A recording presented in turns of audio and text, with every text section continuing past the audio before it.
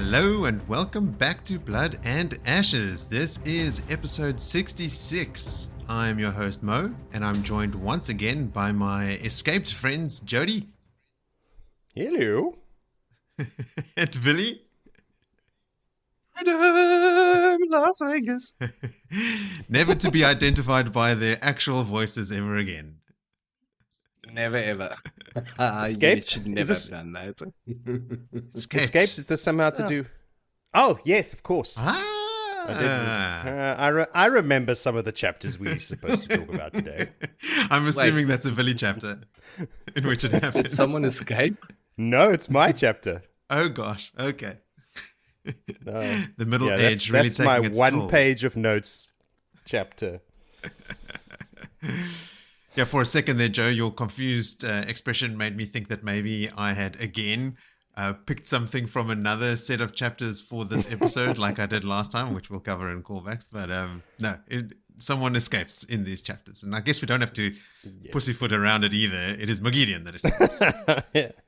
Spoilers, yes. Well, we know already that she's escaped. Just We from do. a different perspective this time. do. That's true. Hey, That's true. I really didn't appreciate the way that you used her name, and I didn't hear capital M. It felt like you just, Like I disrespected just it. slapped it out I there, spat it out. disrespected her, Moghedien. spat it out Moghedien. there. It's just, please, check yourself.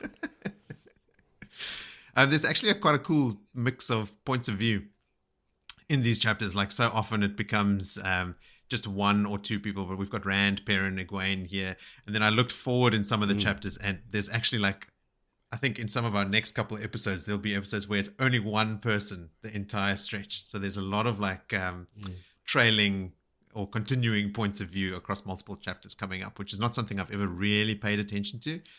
But when I was reading these chapters, I was like, oh, cool. Perrin, Rand, Egwene. I found it quite confusing at times to pick a like chapter point of view, that it felt so disjointed that all of a sudden there's a writing out of multiple perspectives at the same time, but there is still an overarching point of view of a chapter, which seems mostly in this to be Perrin in the Perrin chapters and Egwene in the Egwene chapters. But you still get more sort of inner monologue or thought from other parties that you didn't do. I don't know if it was like sort of a like a shift in mechanics. I didn't notice. I mean, the Luce Theron one is an obvious one, right? Like you get some of his thoughts. Yes, that's That's easy. But yeah, I didn't notice. But- I'm going to look out for it now. like just like Rand thinking about, especially clear, sort of directly following up where we are now. When I started the chapter, I almost thought that it was a Rand point Right, of view yes. chapter, but it's a Perrin point of view chapter. Sort of like it led in with Rand and then it jumped to Perrin. I was also a little bit. I was thrown for a bit of a loop when I read the Egwene chapter where Moghedien gets set free. Like because we're getting like this is our third episode into this book, and I know that that's not a yardstick by which Robert Jordan measures time, but I feel like we're in the meat of it now. Like I don't feel like we're ramping up much anymore, and the actual event when we read about it the first time was at the end of the previous book. So there's actually quite a lot of pages between when it happened the first time and now that I was thrown for a loop. I was like, oh wait, what? Oh, we've gone back in time. Exactly what I said, that there's so much now being tied up that goes before Doom Might as well. Yes. Like all of a sudden you've got this and you realize that they had to end the book before it probably reached like a humongous level, but there was still a lot that was left unexplained. What makes it even more confusing is that this book starts with post-Doom Might as Well's events. We've been reading about Rand and Perrin post-Doom Might as Well's, like chapters, plural, of stuff that's happened. And now within this book, it's jumped back in time to events from the previous book. Is this the first, like, okay, not referring to Lewis Theron and Manetheren memories and those type of historical events, but a jump back in the current timeline of storytelling because we've been pretty closely monitoring timelines, as in like this ties in with that, like in the different storylines and as it's branched, because it's been quite important to us. Like, are they at this point in time the same thing. And I think throughout all of this, we've been pretty on point, like where we are. But I think this is the first time I feel that we've jumped back prior a major event to find out information that happened then. I don't think it's necessarily the first time, but it's certainly the most obvious time. Like it really stands out. Maybe in the past when, think about one that comes to mind immediately is the Stone of Tear, when Rand shoves Calandor into the stone and the whole stone rings like a bell. You actually check in with each of the characters where they are when they hear that, like Perrin down at the docks on his way to the Two Rivers, Matt is somewhere when he hears But it. that is all tied into one event. So it all plays in and we could link it like a dance. This is a part. Or to use a word you used before, overt, right? Like it's super obvious, like, oh, this is like way back there. We have to take a couple steps back before we can go forward. Even in the Lanfear Moraine event, there was people's perspective, and it was So I think people's it's happened. point of views of that, yeah. But never to this. Like, I mean, wait, like I said as well, it's so weird. Like when I started this, when we spoke about it a while back, I said, but we're hitting stuff that's even before that. Yeah. I mean, here we are when Egwene feels the bracelet being touched by a male channeler is chapter 8. And, she was freed in the epilogue, or in the epilogue of the previous book.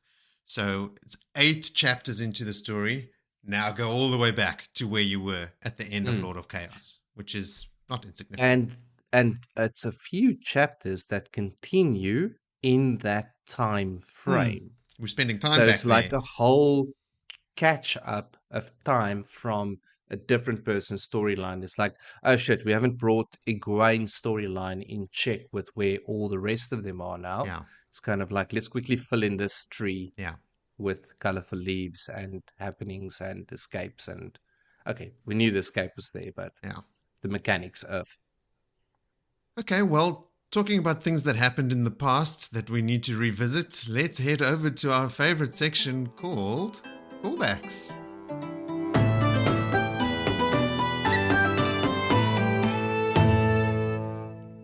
Right.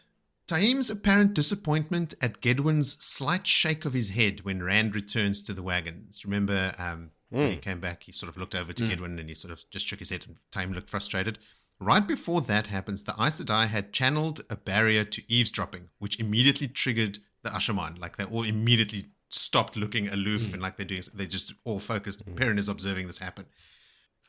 Because they can feel exactly that they're channeling, because they have been trained to feel for that. And in that moment, and they've also been set to guard them. And Gedwin openly sneers at them.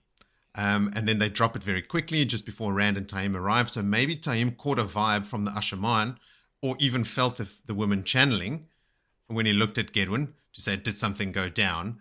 And then Gedwin shakes his head and he says, no, nothing happened. And then Taim looks disappointed because he's a bloodthirsty scumbag. We meet a lot of them now. We do. I quickly went and looked up the definition of datsang, which means despised one in the old tongue. And among the Aiel, being made datsang is considered extremely shameful and is reserved for thieves, liars, and criminals. So it's not really applicable to just commoners that happen to live in the Foregate, as Willie was so quick to condemn them. Classist. They deserve it. We also asked on more than one occasion, did Taim know that Dashiva was a Forsaken? And according to the Wheel of Time companion, Mazrim Taim did not know who he was. He thought that Osengard was only a high-ranking Dark Friend. So he does know at some point, I don't know if it's right here or not, that Dashiva is a Dark Friend, but just that he's a high-ranking Dark Friend, not full-blown Forsaken.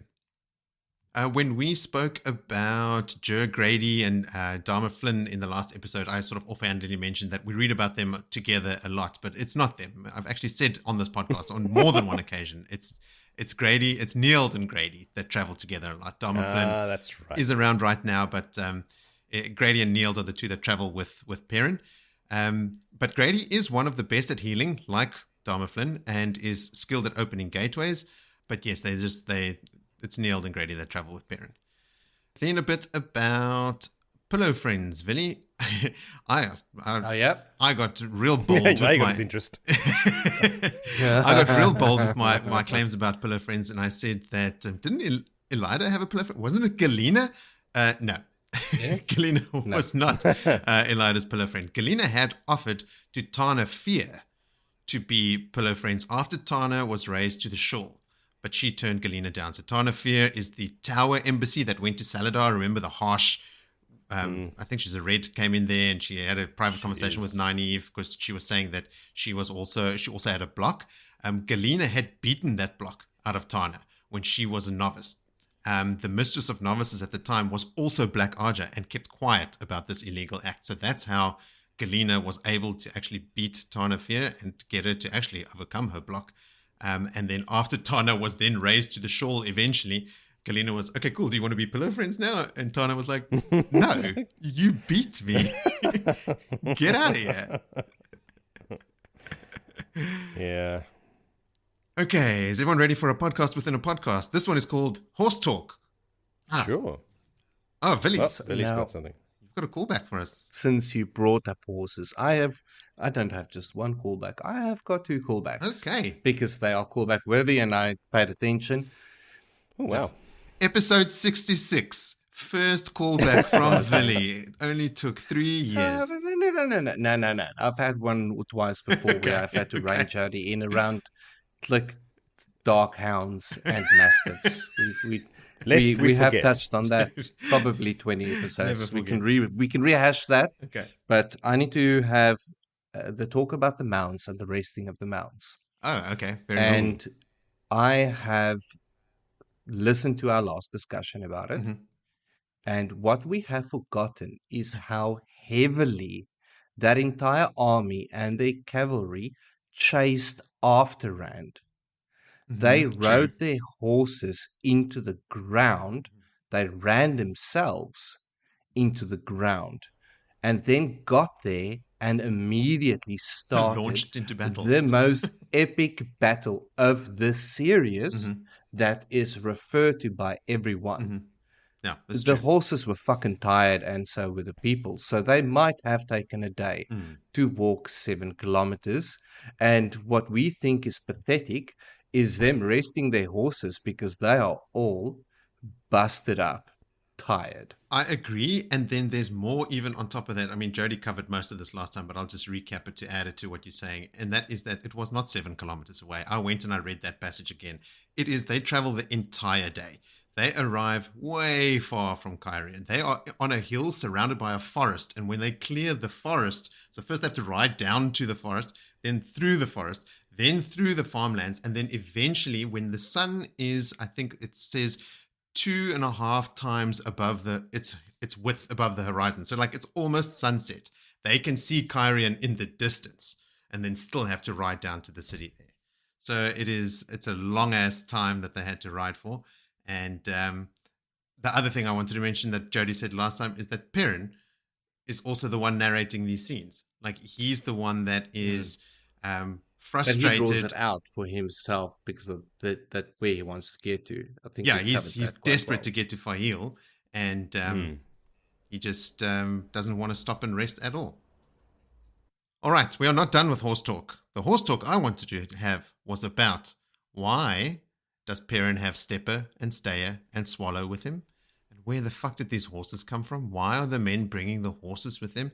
And some of our listeners actually wrote in about this as well. I think Ian Yellen and Richard Really, Jackson. because there was a lot of confusion around that. And a lot of that confusion is my own confusion as well. I assumed that they brought the horses from Caemlyn. But when Perrin meets the Two Rivers men and the Saladar Aes Sedai traveling with them, he takes note, first of all, that Karuna's horse is a war horse. So that's why Rand picks her horse as well to ride back on. Like for some reason, Perrin just calls out, oh, Karuna, that is definitely trained as a war horse. Just stop on that. So I thought Rand riding Karuna's horse was a power move, like Probably because as well. there wasn't Rand's horse wasn't there. Like, No. Okay, yes, makes sense for him to ride a horse that is a war Well, it's horse basically already. the best horse was Karuna's. Best So horse. Rand gets the best horse because, like Jody said in the last episode, all the Aes Sedai are on the back of a wagon. Yeah, Stepper and Swallow never came to Caemlyn. When Rand and company left Caemlyn in a hurry, remember when news of 13 Aes Sedai arrived, Perrin left instructions for the bulk of his forces to follow him to Caerhun on foot, and they brought both Stepper and Swallow with them. It's why Perrin has a new horse, Stayer, from Caerhun. That side. And Faile didn't have a horse with her. Faile's horse was in Caemlyn, and those guys were traveling. The 2 of his men were traveling from Caemlyn to Caerhun when they encountered the Aes Sedai from Saladar, so Bera, Karuna, Alana, Varen, those guys. And then when they traveled with those, Alana directed them towards where Rand was through the water bond.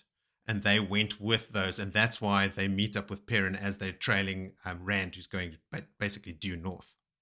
So I had completely forgotten that the guards that recognized Faile when they arrived, Perrin and the 2 of his men, were in Caemlyn. They weren't in Caerhun. Because obviously that's where Davram Bashere is. So like all the horses and all the 2 Rivers men, everyone arrived in Caemlyn. Perrin and Faile and Rand and everyone hopped through a gateway to Caerhun. And then all these guys had to bring the horses along from Caemlyn. And then with the Aes Sedai meet up with Perrin on the way to rescuing Rand. So thanks to our listeners who wrote in about that as well. But man, we confused ourselves a lot. I edited out half of our conversation about that. So to our listeners that sat through that, I spared you. You might think we punished you, but oh boy. There was a lot of horse talk. A lot. In the previous episode, I mentioned that pigeons come up in this episode, and we'll get to it when we get to that chapter, but I had read ahead, and it was actually from this section that the pigeons come into play, and we get to have a nice little laugh at them again. Yes. I had a callback here for resting the horses, but Willie's all over it, so I'll skip straight over that one. I went and I had to go look up the name of that wise one that they ran into on the way to Caerhun. Is Ferragan.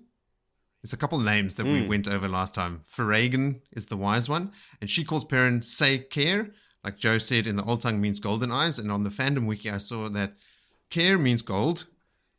Caerhun, Caerhun, the care at the front of it. Caerhun. Is my old pronunciation. It's the shortened form of Golden Towers. Okay. Yeah, okay. I'm gonna have to take a breath here.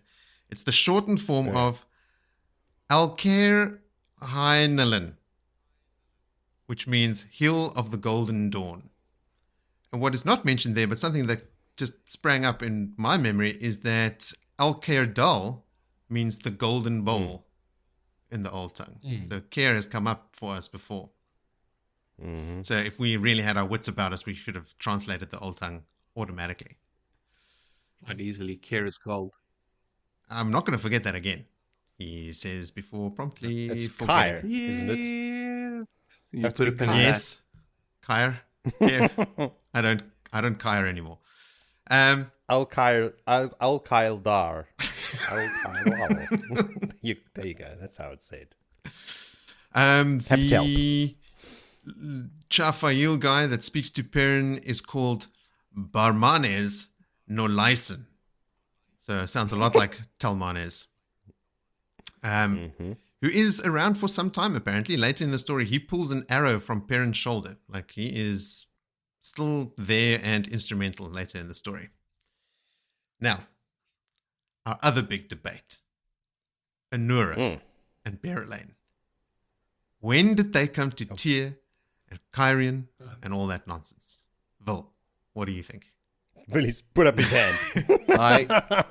Sir. You said the word Bael and that triggered me because I have a callback of callbacks. The callback of all the callbacks that I've ever had, this is the top one to finally outdo you. But it's not it, so you gotta go. You carry on with yours. It's unrelated.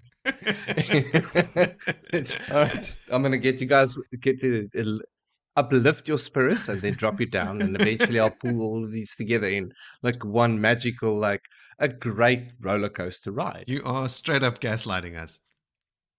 I know. So I'm not. Are you ready? But go on. Are you ready to learn about Anura's timeline? So please do. In the events of the Dragon Reborn, presumably she was active in Mayene, advising various seconds and the appointed regent for the city in Baerlane's absence and receiving information from Baerlane during this time. So I got all this information from thegreatblight.com. Someone had quite charitably put all this together. Can you imagine someone caring about this stuff enough to actually go through it in this kind of detail? Laughable. Yes, I can. In fact, And I take a participating. moment to pour one out to my homies and say thanks to those people that take note of these things, Big time.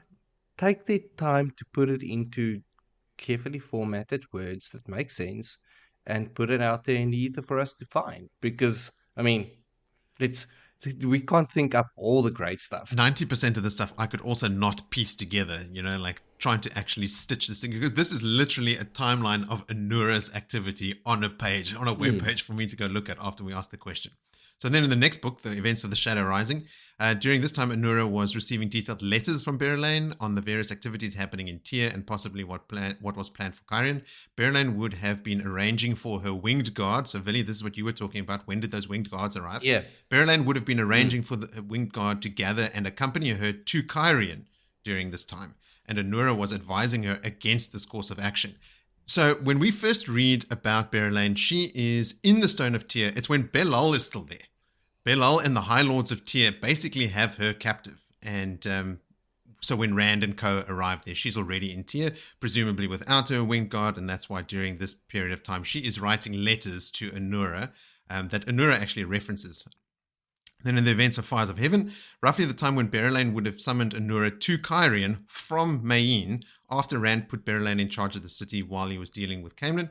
This seems to be the time when Bael and Leane would need support of her advisor. Like, okay, she's now in Caemlyn at Rand's request. Anura saying, don't go, this is a bad idea. She does eventually go, because, it is the Dragon Reborn. And Bael and Leane says, look, I really could use my Aes Sedai advisor right about now, because, now I am running a city, I assume, much larger than Mayene. Then in Lord of Chaos, Anura did not arrive in Caemlyn until after Rand was taken captive by the Tower Embassy, and she had no interactions with the Aes Sedai who made promises to Colivia. So it's only after Rand is put in a box that Anura actually arrives in Caemlyn. And then in this book, she appears, as we saw in that last episode, and she then later tells Cadsuane and company that she had been getting detailed correspondence from Bael and Leane regarding events since Tear. So for some reason, the pigeons between Mayene and Tear and Caemlyn are working A-OK, and everywhere else aren't worth a bag of shit. Are you done with callbacks? I've won, but it was more of a musing than a callback. And I'll let you have your musing after I Very have well. my straight up callback Okay. and correcting. I love it. You brought in your reading of Handmaiden and all of that a little bit earlier. I want to read the holy text to you in the chapter that I do cover today. Faile makes reference to her duties with Bael and Leane. And I think the words that we used in the last podcast, it might have been you or Jody that said, it's not like she had to bath her. And Yeah. she says exactly that words, that her and Bael and Leane had to scrub her back Really? while she bathed. Yes. Good Did Lord. you not That's see true. that? I might have read ahead last time and have forgotten that specific detail, but yikes. Yes. So, yes, she had to serve her, wash her, dress her, tend her. She wasn't just a lady of the court that escorted her as an entourage. She was a bitch. She Dang. was her bitch in proper. Saw her in the nude and scrubbed her calloused heels. That type of bitch. Man. The defense rests. Sustained. Sorry, Faile. My musing from the last episode was more just that Perrin is only half-heartedly telling the men to put away the Moghedien banner. So is he effectively agreeing to rebel against Andor? Because he says the flag means that, yet he doesn't seem to want to stamp it out. He could if he actually applied himself, like, give me that flag, set it on fire, and the next guy gets hanged. Or, like, he is a person of authority. He can try harder than he has been to stamp that out. Yes, but he's also got plausible deniability now. Like, look, I told them they're the traitors. I don't think that's how that would like that work flag. with the Queen of Andor. I don't think she will accept that as an excuse. It's technically right now Uh-huh. there is no Queen of Andor, so it's Rand, Uh, and I think Rand likes. I've heard think- rumors that they're both dead. I think technically Andor has a queen that's just trapped in the Fortress of the Light. Until she renounces her crown, she is still the queen. very, very soon. Mm. Yeah, so there is a queen. She's in no position to have any opinion of No, military flags no. flying anyway at this point in time. Sure ain't. Okay, we've also got quite a few listener contributions, so strap in. Jody, get even more slumped in your chair and more relaxed. Okay. The delivery man returns. Richard Jackson writes in with the following contributions. He's saying that when Perrin and Illian arrive at the Crown of Roses, Miranda wants them to wait in the kitchen as a power play. Servants wait in the kitchens. Peers do not. Which is probably, it's why I asked the question, why is she doing this? It's a power move, and I think we may even have alluded to that. Then, big one. As for Rand and Leane, there is a precedent for a two-souled person in world. Slayer. Yeah. Oh. It's a very good one. So, at the very... So very complicated and difficult to understand insane analogy two is correct. nests, eggs, The cuckoo one nest. egg, That two, one. one That's nest, the one. two eggs, Cuckoo nest. cuckoo egg, real egg, fighting for control of the nest. Well, Richard continues, and he says, but I don't think that's what Rand and Leane are. He says, Richard. I've never been able to find Robert Jordan confirming what is happening in Rand's head, except that it's getting pretty crowded. The most widely accepted theory is that the memories are a combination of taint madness and Tavernness. Rand's Tavernness is causing his madness to give him Lews Theron's memories. Rand/Lews Theron is a hero of the Horn, so we can assume that, like Birgitte, when he's waiting in Tel Aranriad to be reborn, he has access to the memories of all his lives, but not when he is reborn. Rand's madness, similar to Birgitte being ripped from Tel Aranriad, gives them access to their past lives, and that Birgitte is slowly losing her memories lends some credence to that theory. Couple thoughts to string together there. That's a lot to string together there. Mm-hmm. Is this confirmed that Lews Theron is Is a hero of the Horn. a hero of the Horn? I think so. I think Because that would seem very handy to have a channeler of that magnitude when you blow the horn. Out comes this guy. Everyone else has got like bows and swords and ride horses, and it's like, I am And the fucking ghost dragon. powers. Woohoo! Yeah, like Don't what? they have magic arrows? Like they can, the arrow magic Dream through a lot of arrows. people. Yeah. So at the end, at the last battle, when they blow the horn, Lews Theron's there as well. Well, no, because people that are waiting in Tel Aranriad and are reborn are no longer in Tel Aranriad. They don't answer the call, just like Birgitte won't. Because Luz is reborn, he's in Rand. Because he's in Rand, so he's not in Tel Aranriad. Yeah. Is this the argument? He's been reborn as Rand. With Rand in the world, as Rand. being Lews Theron reborn, Oh, he is, sorry. yeah, he's not in Tel Aranriad Yeah, anymore. he Okay. won't be. Whenever any that of them makes get sense. reborn, that's why Birgitte talks about like when Geidel Kane is no longer in Tel Aranriad, when he has been reborn, you know, she can't wait to get there, blah, blah, blah, that sort of stuff. After the big Dragon Mount event that I don't know if Willie has read about, I don't remember which book it is in, but when Rand sort of has his Zen moment on top of Dragon Mount, he tells Elaine that he's always been Lews Theron. So he is the same person, not another person. But the same person, reborn, Mhm. has got its born memories and its rebirth memories. Mhm. And I think that is where Rand grew up to be 18 years old with just him in his head. Uh-huh. And then Cuckoo came in. Cuckoo bird came in. And like so easily could have, and that's why I brought up the thing. Like, so maybe Lewis has done this in the past and he came back and then took over whatever body there was and like, yeah, you are too weak. I'm taking over your vessel. That's, again, not how rebirth works. He is that person. He's not taking over his own body. I think Rand is stronger than him. Rand is I think him. Rand has made that separation that they actually coexist. Aha! That is the point of the whole theory, that Rand has invented two personalities sitting next to each other to cope with all these extra memories and stuff. Okay. that strengthens that part of it. Oh. The Or theory there is survives. just not, he didn't make it. There is two eggs, two birds, two souls. So what you're saying is Rand laid an egg in his own head.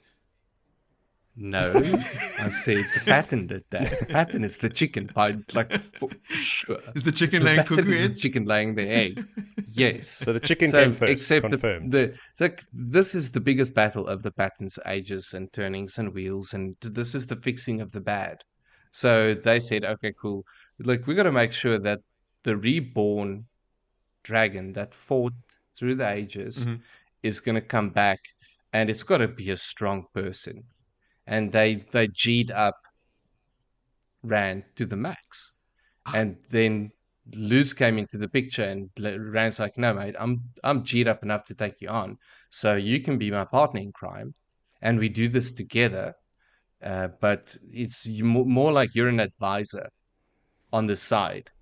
I'll listen to you, or I'll drone you out. I'll cut you out like a fly and insect. And that is used. Those words is used. He cuts him out to be an insect, but he allows him to become an advisor, allows him to, cool, what would you do? I'll listen to you in this. And sometimes he just gives that advice, like, this is, feel the soft points. Neville? The soft points, when it goes hard, attack it. Neville, have you read the end of the story where Rand sits up on Dragonmount? You remember Rand goes through a really dark phase. Like, everyone talks about Darth Rand. And then eventually he goes up onto Dragonmount and he has this epiphany. He has this Zen moment where he reaches omnipresent oneness. And he walks down, and like as he's walking, like apples are growing on the trees and stuff. Like, it's a powerful, powerful moment.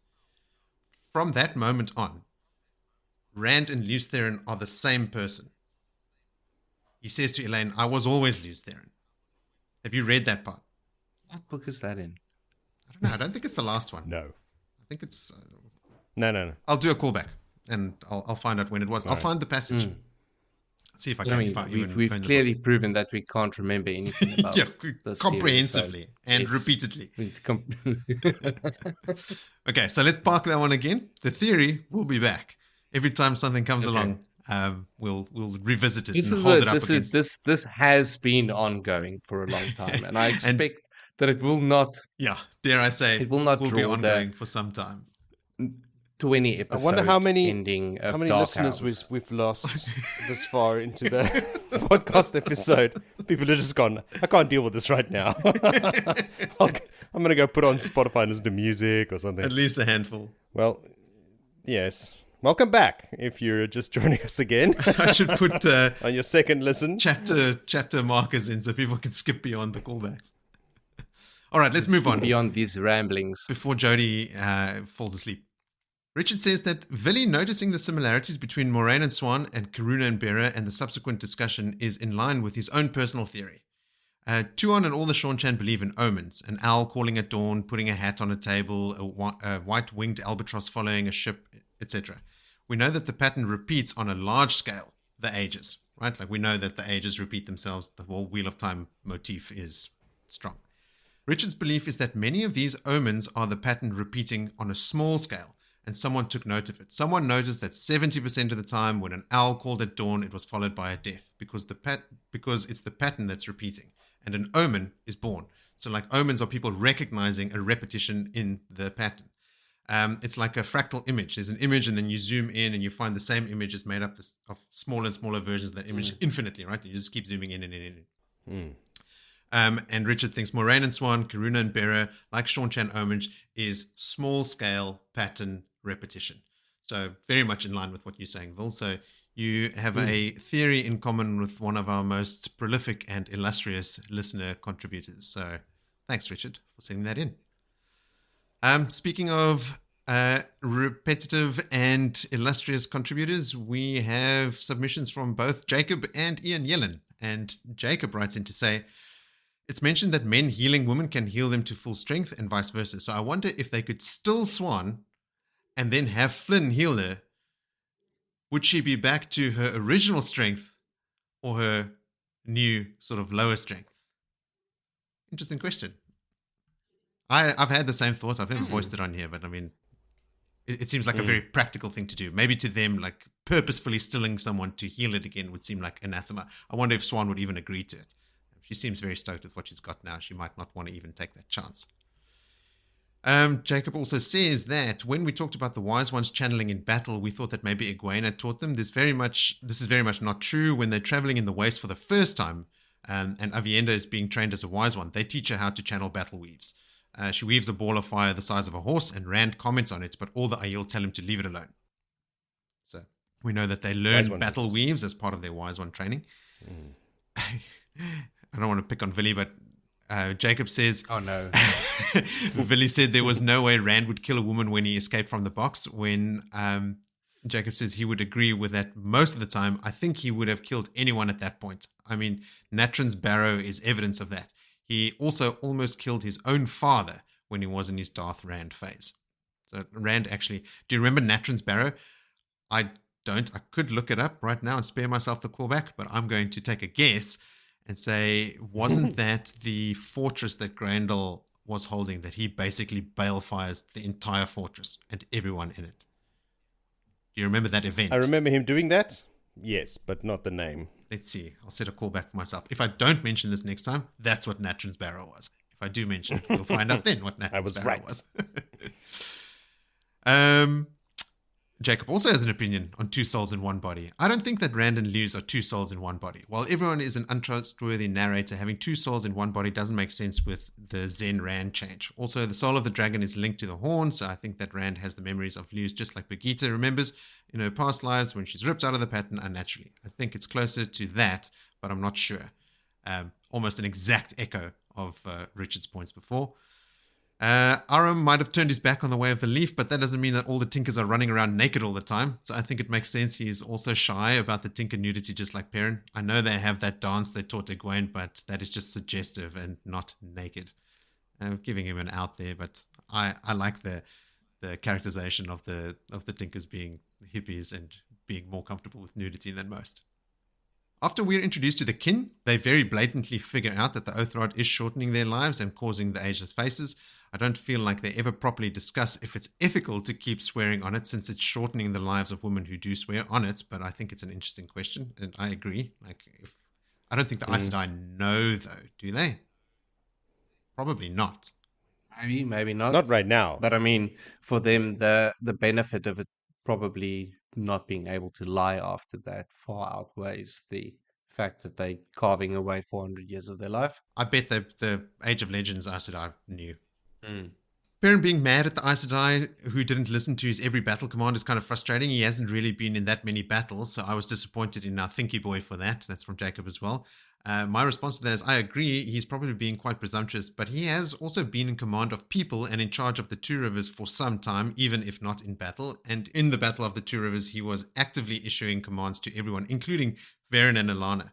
So I can see his frustration, and like I said, it's really his frustration with the loss of life as a direct consequence of Karuna's actions that make him speak up, not necessarily the disobedience itself. Before you hop back, just on that previous point. So we know from the Age of Legends that things and information, everything has gone missing.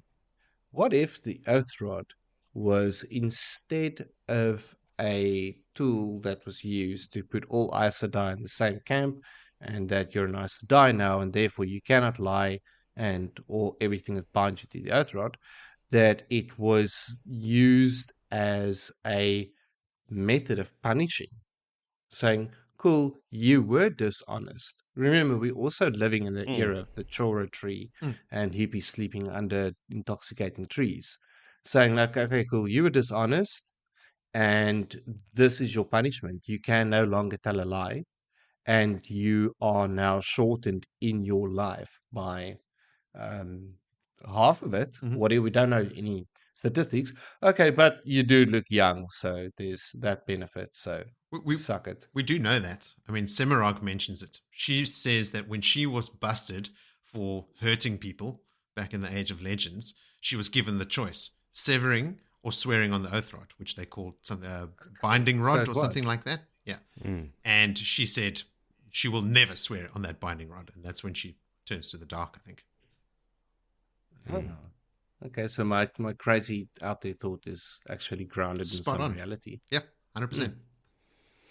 Yeah, but the criminals, just to throw more spanners in more works, the criminals that are swearing on this oath rod are not channelers, or were they all channelers? Do we know? I mean, if you're just a regular guy who lives to 70 years old, you're now going to die at 30. I mean, they didn't really have crime, did they? Yeah, but when they did, they made them swear on the oath rod. No, they didn't have crime. Ooh, actually, they told a lie or they did something dubious. I'll go look it up, Joe. It was for crime, Willie, that they used this binding rod. And I think there is mention somewhere of how people that can't channel are bound by it. I think that is addressed in Wheel of Time. If it's material, does it only shorten channelers' lives, or does it shorten everyone who swears on? If you swear on it, your life is shortened, so now you're dead at 40, or something. If you're just a regular dude, that would suck. And then our last contributor via text, anyway, is Ian Yellen, who writes in again to say, so to beat a dead horse, I don't think Rand intended necessarily to still the Aes Sedai at Doom Eyes Wells. I think it was a side effect of the exclusive nature in which he broke through the shield. I don't think he was sorry it happened, but he didn't intend it to happen, which is kind of how I read it as well. And then Ian also wrote in the explanation about the horses and why they have them. They have them all at Doom Eyes Wells. So I'll save. Everyone's got an opinion about the horses. Well, we did make a big song and dance about it. And when I say we, I mean me. I made a big song and dance about it. Hey, clarity needs to get sought. If you're confused about something, it doesn't make sense. You need an answer. That's what I'm here for. Clarity. And it's backfiring on me massively. Yeah, Jody, your face says it all. Moritz, clarity? All jokes aside, I do get a lot of value and pleasure out of diving in on these very specific nitty-gritty things. And for the most part, I think we've got a pretty good hit rate. I think we get to the bottom of these things with the help of our listeners, obviously, most of the time.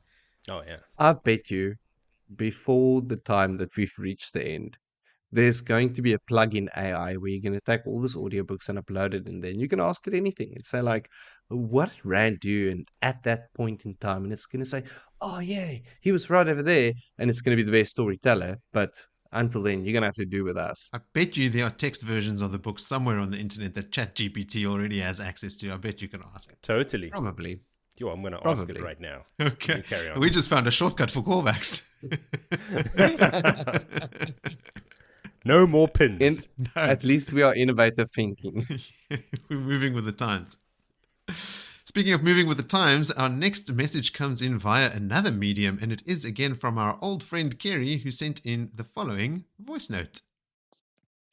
Hi guys, Kerry here. I am on the last episode of Lord of Chaos, so I'm still a little behind you. And you guys have been talking about Olivia and how she's the most powerful female channeler in the current age.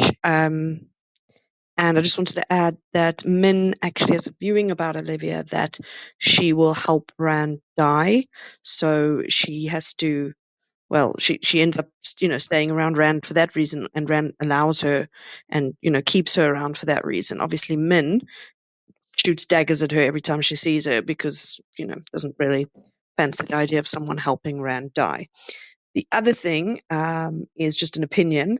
I think that Faile is being a massive dick. You guys were talking about why she's pissed off with Perrin and that she wants him to berate her, but she knows that he's not Saldaean and she's lived in the Two Rivers. She knows what Two Rivers people are like. She knows how conservative they are and how they regard women and how they treat women.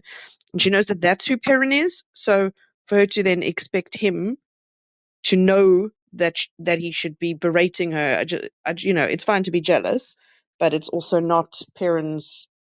Perrin wouldn't know any of that, so it's just a bit shitty that she's treating him like that. Yeah, that's my 2 cents. Well, I want to back up on Kerry's thing in the observation around, and my note was not Fahil, it was Zareen, so you can feel my disdain. Okay. It's like an angry parent using the proper name. Dead naming her. Yes. Proper name. And a treatment of Perrin. And it's like in an early relationship, and we are talking about young people, you will see a person and think that he is, I can change. She sees Perrin and she sees how soft he is and how timid he is and the way that he is, but she still thinks that she can change him into that she needs to feel fulfillment. And I think that is the entire struggle that we're witnessing here, is a young couple coming together. Now, you mentioned this, like, let's look for the love story, let's look for the romance. Yes. But what is the reality of romance, and what is the reality? Now, those who know my background know that I've not been very successful on those fronts. Or super successful, depending on how you look at it. Super successful, exactly. Silver linings and all that.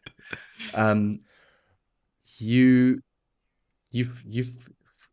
couples and young kids fall in love with the explicit knowledge of the flaws or personality traits that vary from their own. And it is a common thing to think that I can change this. I can make him feel what I feel.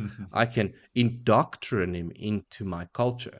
And this is what we're seeing. She is from a different culture. She might even, we don't know because race isn't a thing, but she's Saldaean. She might be a different race.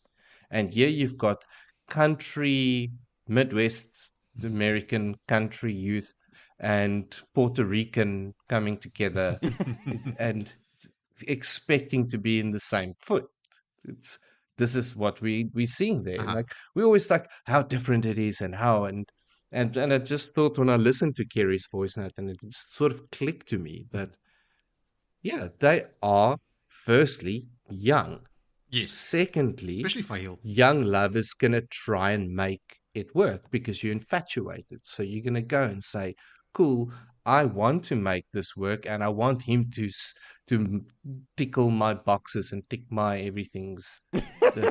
I should have probably said tick my boxes and plural. But I think I got across what I'm trying to say. And I mean, maybe this is sort of like a very deep background sort of in now look at relationships in the whole series. What type of relationships are they? Like, is this controlling? Is this what are these two speaking even down to the same love language? Do they, because clearly that they're not speaking the same love language, Perrin and Faile. She likes it rough. She wants to be manhandled, literally, and I will cover it in, I think it's in my chapter, where Perrin is, I mean, he wants to carry her in a swat of cotton, not coffin. It's definitely not a coffin. No. It's, I don't know, man. It takes too far. Yeah, well, that's the problem. You might tip him over the edge and he might rip that cotton out and realize that it is a coffin for her because he's that angry. But anyway. I mean, I agree. I mean, certainly the age thing. I mean, Faile specifically is also still very young. She is also still, trying to like put her stamp on the world around her at large, right? Like not just on Perrin. She is, as long as we've been reading about it, trying to, get out from under her dad's wing, do her own thing, become a hunter of the horn. She is actively trying to sort of influence her immediate surroundings and set her own terms in life. She also, at one point, does explain this to Perrin in pretty plain English.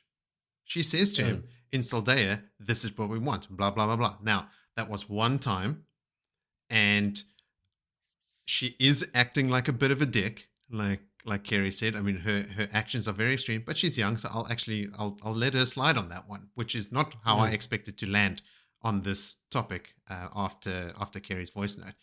But Perrin is also somewhat at fault here, because when Faile explains it to him, he goes, no, surely that can't be true. And in all these chapters where she's upset with him, he can't think, what could it possibly be? Dude, you've been given instructions, crystal clear instructions before. Have you thought of going back to what you were told she actually wants? It is so foreign to him. It is, yes. That is unreal. It is not true. It cannot be true. He dismissed it as soon as she told him. Yeah, just like bullshit. Surely not. No, surely this is not. Like, you get a girl sitting at a pub. I had 2 beers, 2 shooters, good night. And she's like, you know what? I'm really into. I'm going to bleep this out and I'm going like, surely not. Yeah. No person's into this. And then I go home and then she's like, hey, I want you to. I'm like, What? You're okay in there. Long story short, Perrin didn't listen. He didn't hear and integrate what she was saying. Absolutely. Wow, what a surprise. A young married couple not communicating effectively. I know. I tell you. First time ever that happened. Okay, so after that fairly significant callback section, there is one more bit of admin to get through before we get into the meat of our chapters tonight, and that is previously on Blood and Ashes. In the aftermath of Dumai's Wells, every group is giving every other group the side eye. Aes Sedai, Warders, Aiel, Two Rivers Men, Mayenas, Caerhun, Ashaman. They're all almost at odds with everyone else. Rand hands all the Aes Sedai over to the Wise Ones, and all trust for them is gone. Bera convinces Rand to take some healing, and he makes Alana do it. Taim is eager to leave Ashaman with Rand, so he picks a handful to go with him, including Corlin Deshiva, a.k.a. Osangar, a.k.a. Aganor, a.k.a. Ishar Morad Chuain. Smiley face. Deshiva makes the gateway to Caerhun, and they travel there, where they almost immediately run into a Wise One who briefs Soralia and Rand about Colavia being crowned, plus minus 1,000 Aiel are throwing down their spears from the bleakness in a day. There are rebel lords from Tear and Caerhun camped outside the city, and there are Aes Sedai in the city. Perrin, in the meantime, hears from Gaul that Triad is with the maidens in their group, which means Bane must be there too, which means neither of them is with Faile, and Perrin gets real worried. The party reaches Caerhun and heads straight to the palace, where the Ashaman immobilize some guards before they run into Solande and her young nobles playing at Aiel. They give Rand an update on Colavia and mention that Faile is acting as Colavia's lady-in-waiting. Perrin is real worried. In the throne room, Rand confronts Colavia, strips her of the crown, and sentences her to a life as a farmer after she confesses under his silent gaze. She faints, he dismisses the nobles and hunters for the horn, and tells them he'll pardon them if they leave now. And that, finally, brings us to the first chapter that we will cover in today's episode, which is chapter 6, called Old Fear and New Fear. Why don't you shed some new light on this one for us, old friend? I'm not going to slow clap that. No. You could have done better. In fact, every chapter title in this episode does not lend itself to a segue. So don't hold your breath. This is kind of like when that gymnast has a bad day on all the floor routines. Like just this one round after the other round. This is you this week. Sorry. That or the David Brent one. Or David Brent trying to tell a joke and just failing miserably and everyone cringing. Okay. Well, let's get into this. We have a point of view chapter of Perrin, which is actually quite hard to discern in the beginning because it kind of looks at Rand and as we remember last time, we had the milling mass of people that wanted to follow their Coronian tradition and do things orderly and in time. That turned into a mauling mass of fear and mass stampeding out of said room. Now, as this is going on, Colavia is not woken up yet. She is out. And to jump a little bit forward, she is so out that Dobrain goes down to her and sort of thumb lifting an eyelid to see like is the woman dead, and makes a comment like, it would have been better if she'd fallen and broken her neck at least, but she's so shocked she's almost comatose. Anyway, this gives Perrin and Faile finally some chance. And to get to what the crux of this chapter is going to be, it's going to be a lot about conversations between them and Rand towards the end. And there's not a lot of movement in space. We're going to move from here through the hallways to the room so I'm not going to have to paint the picture. We're in the palace. We're just going to some rooms. Now, Faile is concerned, or even asked her brain directly, like, is he going to live up to the instructions of Rand? And there was also the clarification around the fear, because she genuinely, I get the sense, had the fear that she didn't know whether these men returning weren't under the control of the Aes Sedai that orchestrated all of this, which is, give her 10 out of 10 for that, because emotion could easily override, like, my husband is back, as opposed to saying, like, be standoffish and suss the scene because my husband may be back, but he may be compelled to do other things. So that was quite astute. But the brain obviously lives up to everything and says, like, look, man, he's here to follow around. The brain's a stand-up guy. Yeah. I'm getting more and more, loving him more and more. And he's like, if he needs to make sure she farms for the rest of her life, that is what he'll do to the word. So that settles that. Faile does see clarity, like, of everything that Rand had announced in the throne room, like sending the Aes Sedai to the Aiel, which is confirmed. Like, yeah, some of them bent, some of them didn't, but all of them went. Like, it doesn't matter which part they're in, they're going to learn some manners. Rand is, like, serious about this, and wow, that scares her. It really does. Yeah. And I think that same fear later portrays through in the other conversations, because as this spreads, that what Rand has done to a large number of Aes Sedai is like, okay, shit, no one has ever done that. Like, this is uncharted in a very big Unprecedented. way in the wetland world. I've covered that. Now, Perrin also smelled the fear from Faile in the questioning of all of this, that she was seriously afraid that her husband was, I mean, the idea that he is now another man, he is controlled by a compulsion, is hectic. I mean, like, no matter what I do, he's not going to remember me, he's not going to be, that is gone. So that is why he had the overwhelming smell of fear, not because she was afraid for her life and her position. She knew what she played at was dangerous, but she was in control of it. So let's give that to her. And the fear was more around that Perrin might not have been Perrin. Yeah. It may have been someone else. There's a couple mentions of the even Rand. I think it was in the previous episode where the wise ones and the Aiel are talking about, like, even though Rand is back, maybe he is under the control of the Aes Sedai that took him, and, like, you know, lowercase c compulsion sort of thing. And here Faile is bringing it up again. It's like the understanding of that mechanics are fizzling through the people. Like, they realize the power that's there. Well, this is the point I'm trying to make. Why would they know that? Like, why is everyone suddenly worried about a compulsion weave, right?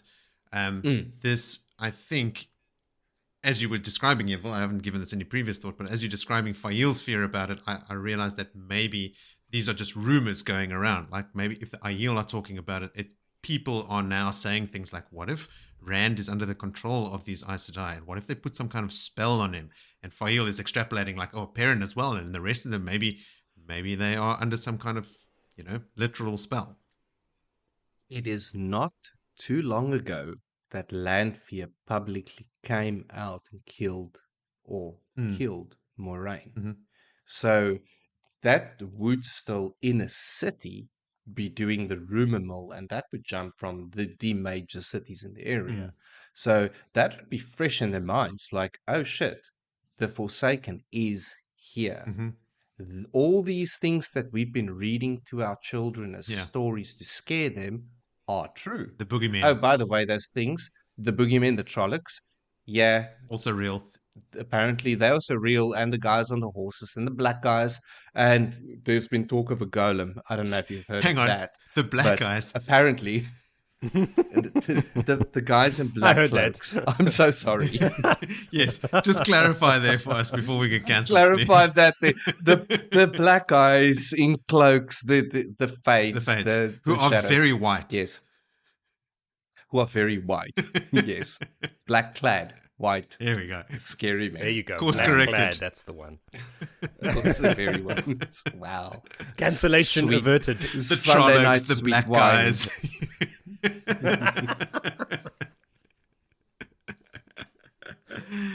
Okay. Let's stop this digression now. Okay. Get back onto the Very well. the topic here. Okay. Chaddy loves it. Okay. It's my So favorite Perrin part. essentially then tells Faile hey man, every single word that Rand has said in that throne room, and they wouldn't, if we do recall back, Rand actually said very little things. But all of it was true. Mhm. And he says, yeah, all of it is true. The Aes Sedai is under the care of the wise ones, and all of this is Rand. Rand is not a puppet. This massive plot, Carinian Dias Daimar, almost played out to perfection to day 9. The House of Cards had crumbled down properly. It didn't happen. Now, this is all also discussed during the procession and the movement of them now leaving this room. And O'Brien is excused to go and tend to his things. And Perrin and Faile finds themselves now finally alone in private quarters, where Perrin tries to hug her, but he smells his jealousy and everything else, which he doesn't understand.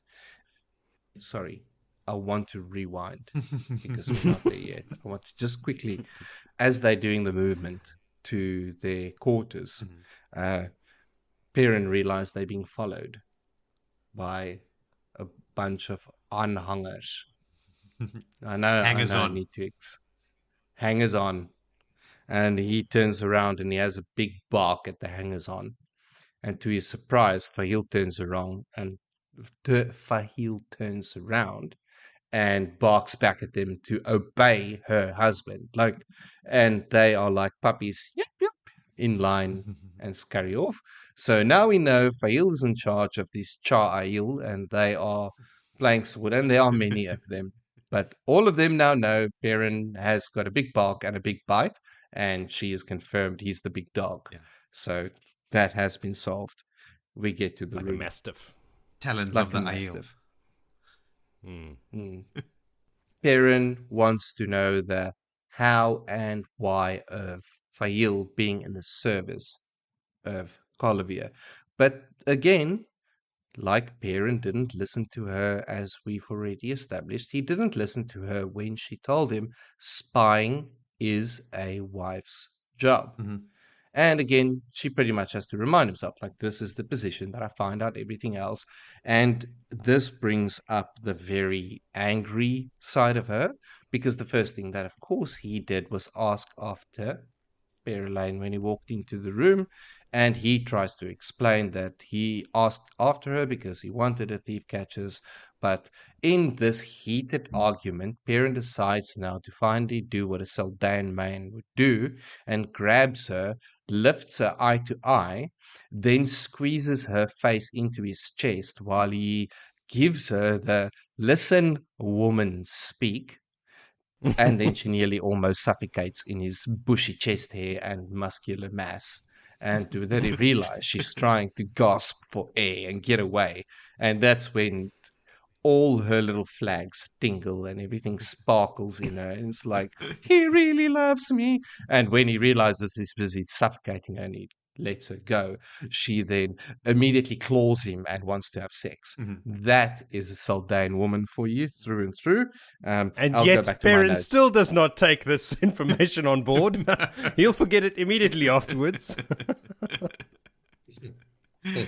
His indoctrination is strong. But it is during this period that the discussion is held about what Berylane did. So Berylane, in their secret move to go and rescue Rand, there couldn't be news spread about where they're supposed to be. So Berylane took this as an advantage. And again, I go back to what I said a couple of episodes back, that the two of them have challenged each other, that you will not get him off me. So Berylane took this as a golden opportunity to spread the rumor that he's on a farm for her pleasure, and she goes there to have him when she wants him. basically. And Faile couldn't say shit. So she had to suck that up. And at the same time, serve, including washing the back of Lady Colivia with Berelain, while Berelain is spreading this rumors.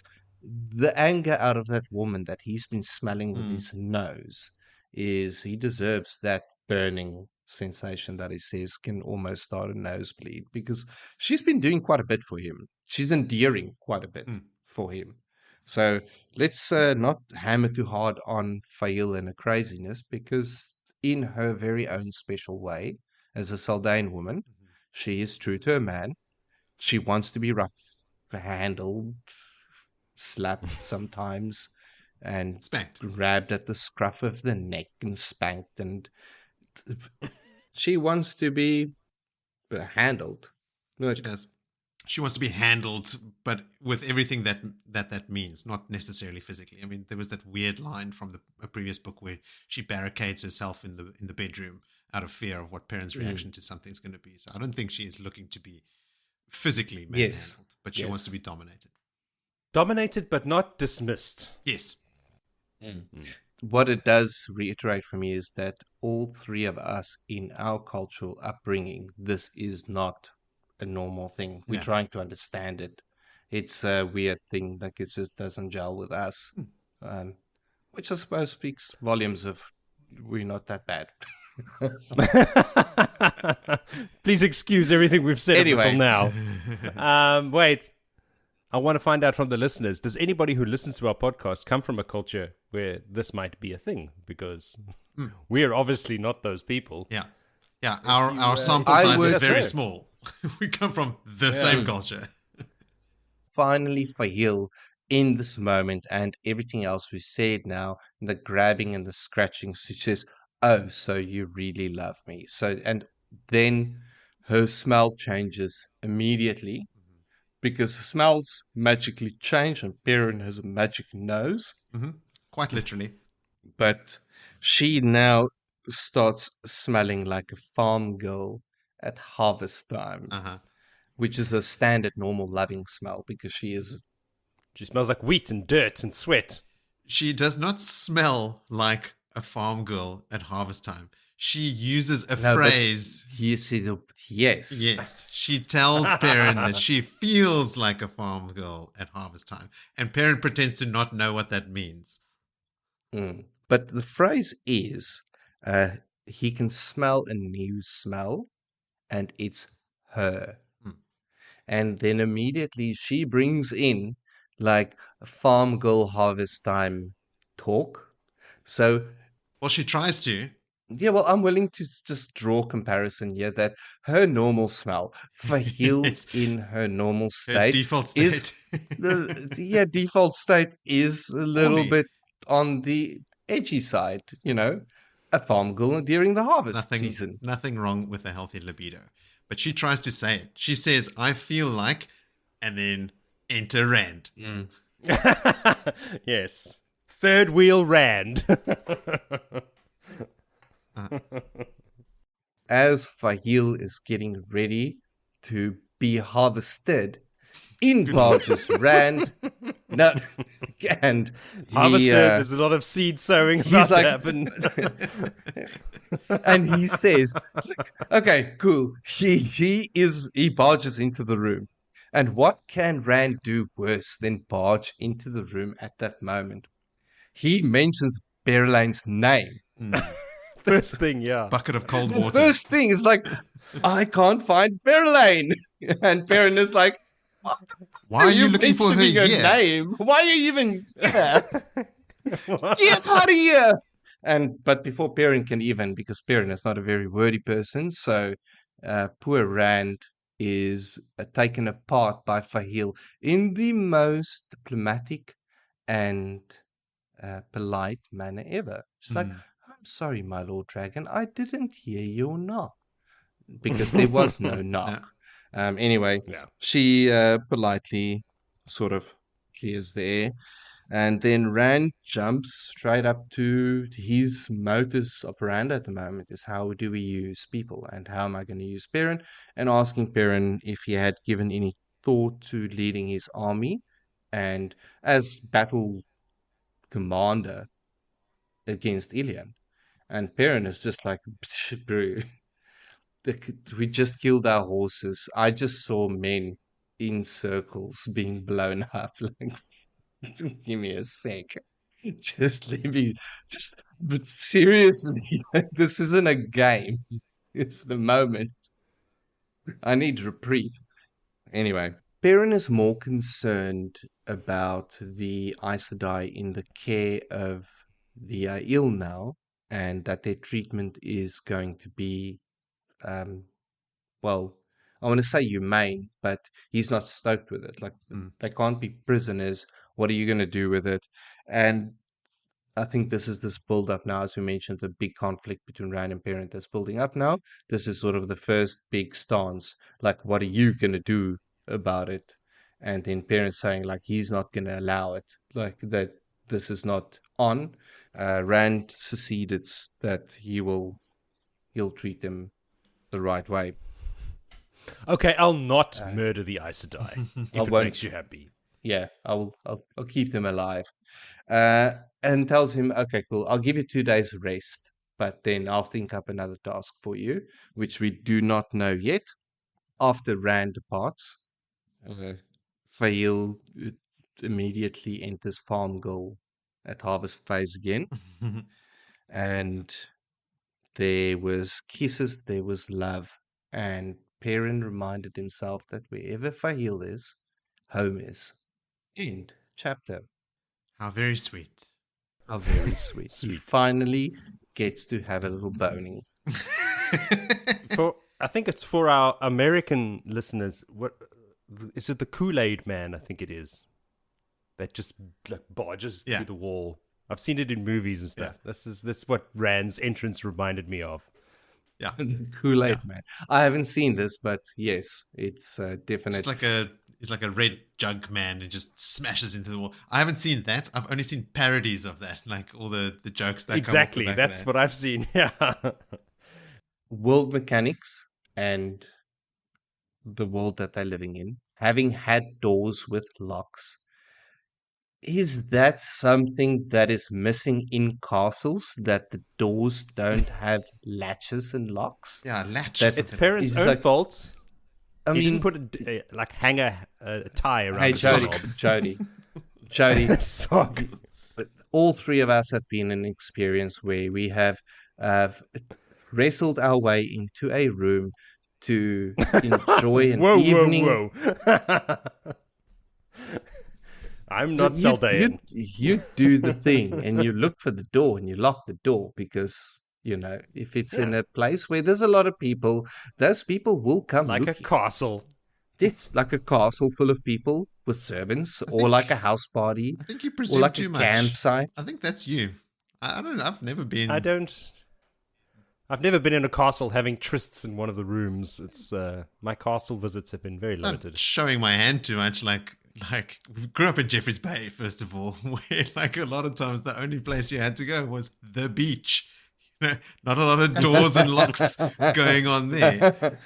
Yeah, no locks to be seen. I don't think I wouldn't hold it too much. And Perrin did not walk into this room expecting to get lucky, right? Like tensions were high.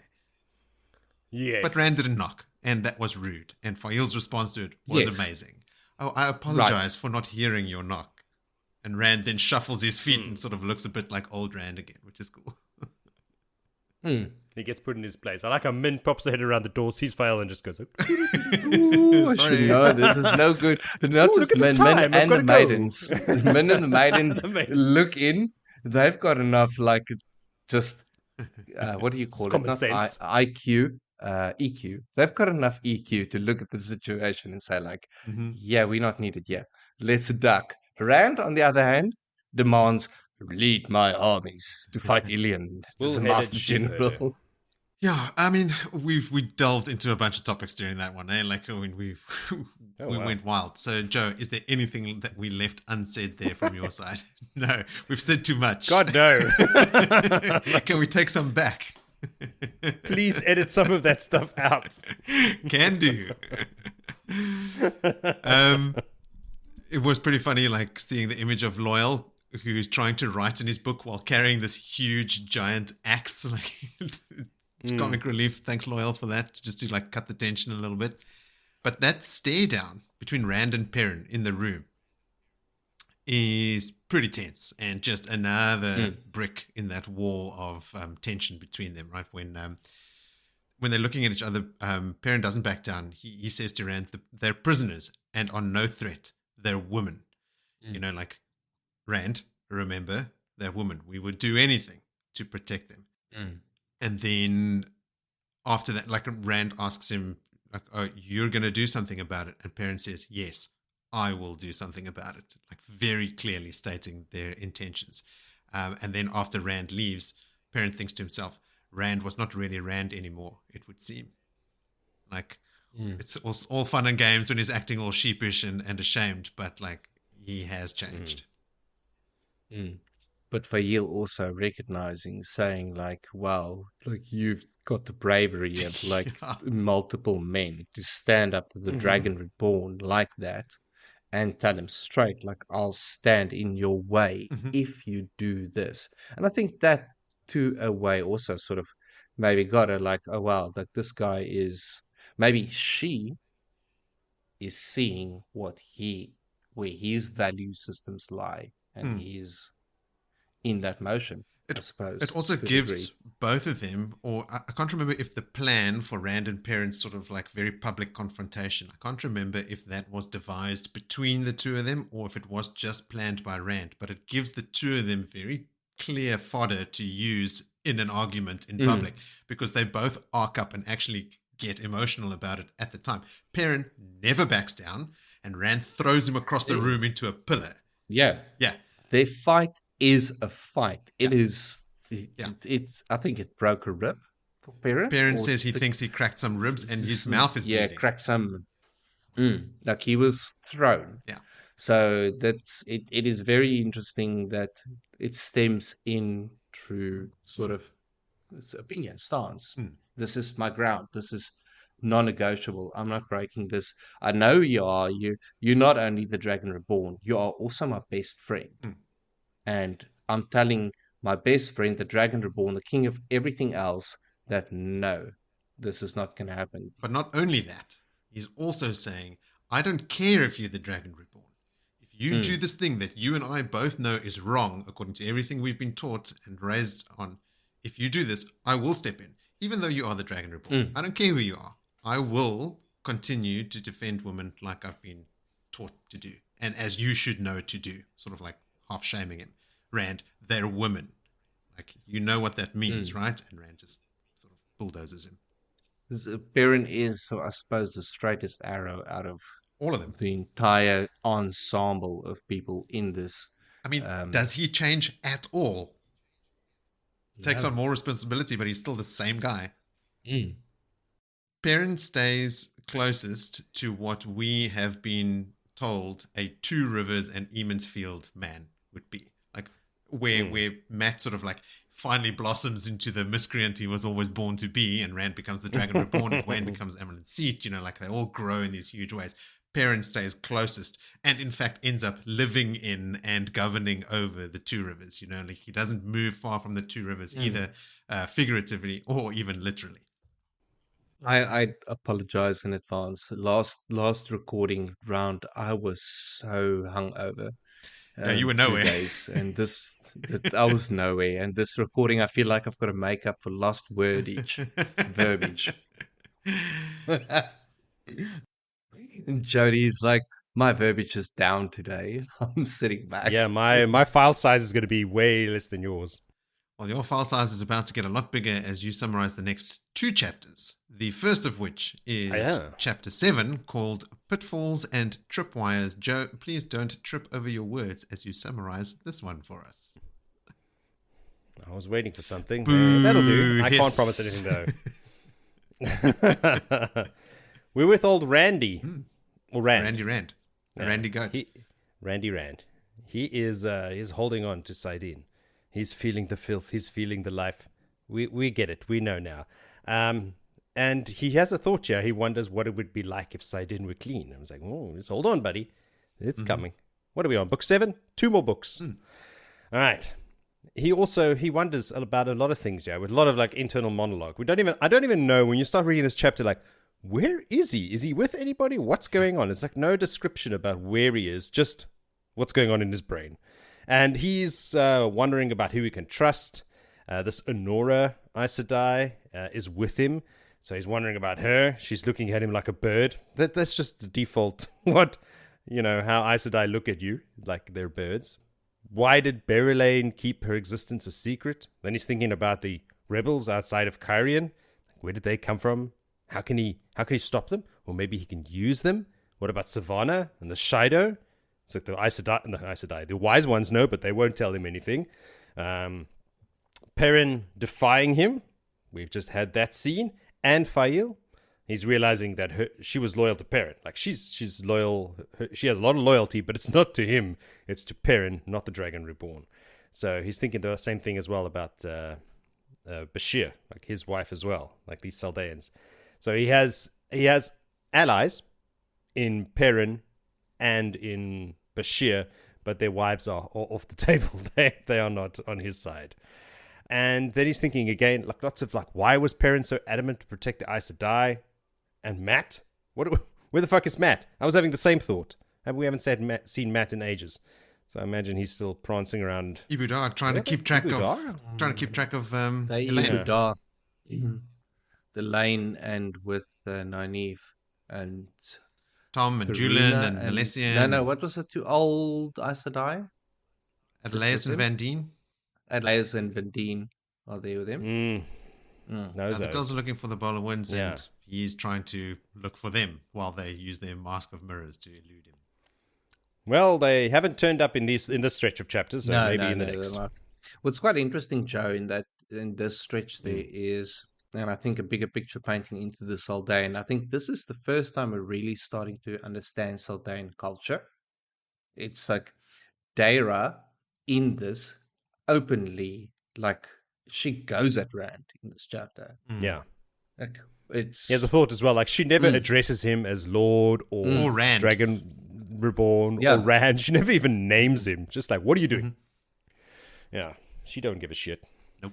So anyway, we're talking about Perrin, adamant to save the Aes Sedai or protect the Aes Sedai, and we don't know where Matt is, but he hopes he can trust those two. He knows he can trust Min. No doubt. He's like, at least I've got Min. Min is the best. But if he can't trust Perrin or Matt, then everything's fucked. Thinking of his friends makes him see colors in his mind. I had totally forgotten about this. Totally. And a second I read it, I was like, oh, fuck, yeah, the colors swirling in his mind. Apparently this started while he was locked up in the chest. Whenever he thought about them, he would see these colors swirling and they would, coalesce. So I think the way I recall this, the way it works is like the closer they are to him, the clearer he sees them. Is that how I remember the mechanics working? I thought the clarity came just over time. Like every time this happens, it becomes a bit clearer and clearer and clearer. And I can't remember where it goes. I can't remember what the payoff is for this thing. It's like he can see where they are. Like he gets eventually so clear. Like he can see where they are and who they're with and everything. Yeah. It's like a Taveran Bluetooth link. Yeah. Bluetooth Taveran link. Yeah. I remember when I was reading about this originally, so in previous reads of this, I remember it going on for such a long time, like building and building and building. Yeah. I'm interested to see this time if it also feels as stretched out as it did back then. It will feel even more stretched out because you know it's coming and it never does. So you've just jinxed yourself. Maybe. All right. So anyway, also, while we're in his mind, we can't forget old Luz, who is in there too, ranting about killing them all. Nothing new there. He doesn't like these Ashaman, because we found out later on through the description of this chapter that Rand is not only with Honora, but with 3 Ashaman. So while they're there, Luz is ranting about killing them all. He's also communicating with Rand more, or it's Rand's perception that they're communicating more. We'll leave that alone. Having a kind of self-realizing moments, that moaning that he's dead or that he's mad or both. And so, but Rand has learned to put him on mute, like Willie said, like a fly buzzing in the background since the chest. A lot of things happen in the chest while he was under arrest, to put it nicely. Under duress. One of the And one of them was like, okay, I can shut Luz out now and just put him in the back of my mind. It's late.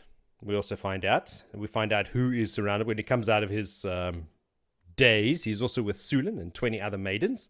There's 3 Asherman with them. There's Jonan Adley, Eben Hopwell, and Fedwin Moore.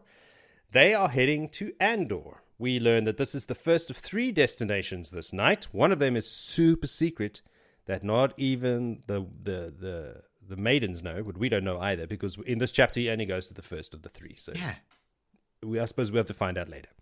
And he is, once again, we have returned to these infallible disguises. He now has a blindfold on and a hood. He's a prisoner. They are blindfold. Practically invisible. Put a hood up on him, yes. I tell you, like, there's no way. Everyone around him thinks this is a stupid idea. This right now for me is rad. With however you want to see the memories or the person or whatever is in him in the shape of Lewis, has not figured out what Nynaeve Lane and Egwene figured out how to do the weave. Look, no, he's got to be escorted like a prisoner. The eye patch, the hood. He likes the practical effects, not the CGI. Yes, that's right. He's old school that way. He's from a small town. They didn't have CGI there. So yeah, anyway, they're taking him to see Bashere. Obviously, he figures that he has so many enemies that are going to, jump out of every corner at any moment that he has to go in disguise. But that doesn't stop him from, holding the one power and opening gateways. And this gateway opens up into a stinky horse stable. They are sneaking around tonight because it's a top secret mission. And like I said, everyone wants to kill him, so he's being extra sneaky. With Saidin raging in him, he has another chat with Luz. They are full-on conversing now. Luz wants him to kill all the Asherman before they go mad. Rand's like, what about me? I'm also a channeler. I'm also going to go mad. I'm also going to do stuff, so maybe I kill myself. And he calls Luz Kinslayer, but that seems to shut him up. Because he has noticed that a lot of the moaning and groaning from Luz is about killing his wife. I thought this was a little bit mean-spirited. Kinslayer, shut up. That's now the go-to word if you wanted to shut up. Hey man, remember when you killed your wife? He did what he did. So there's Andrew Tate did do what he did. He was also under the influence of the Dark One directly. Yes, and madness and everything. Anyway, doesn't undo the action. It happened. It's a mitigating circumstance, I think. It happened. We're having a lot of legal arguments nowadays in this show. By the time we're done with this, we can all go into litigation. Like, we will go, represent people. Dismissed.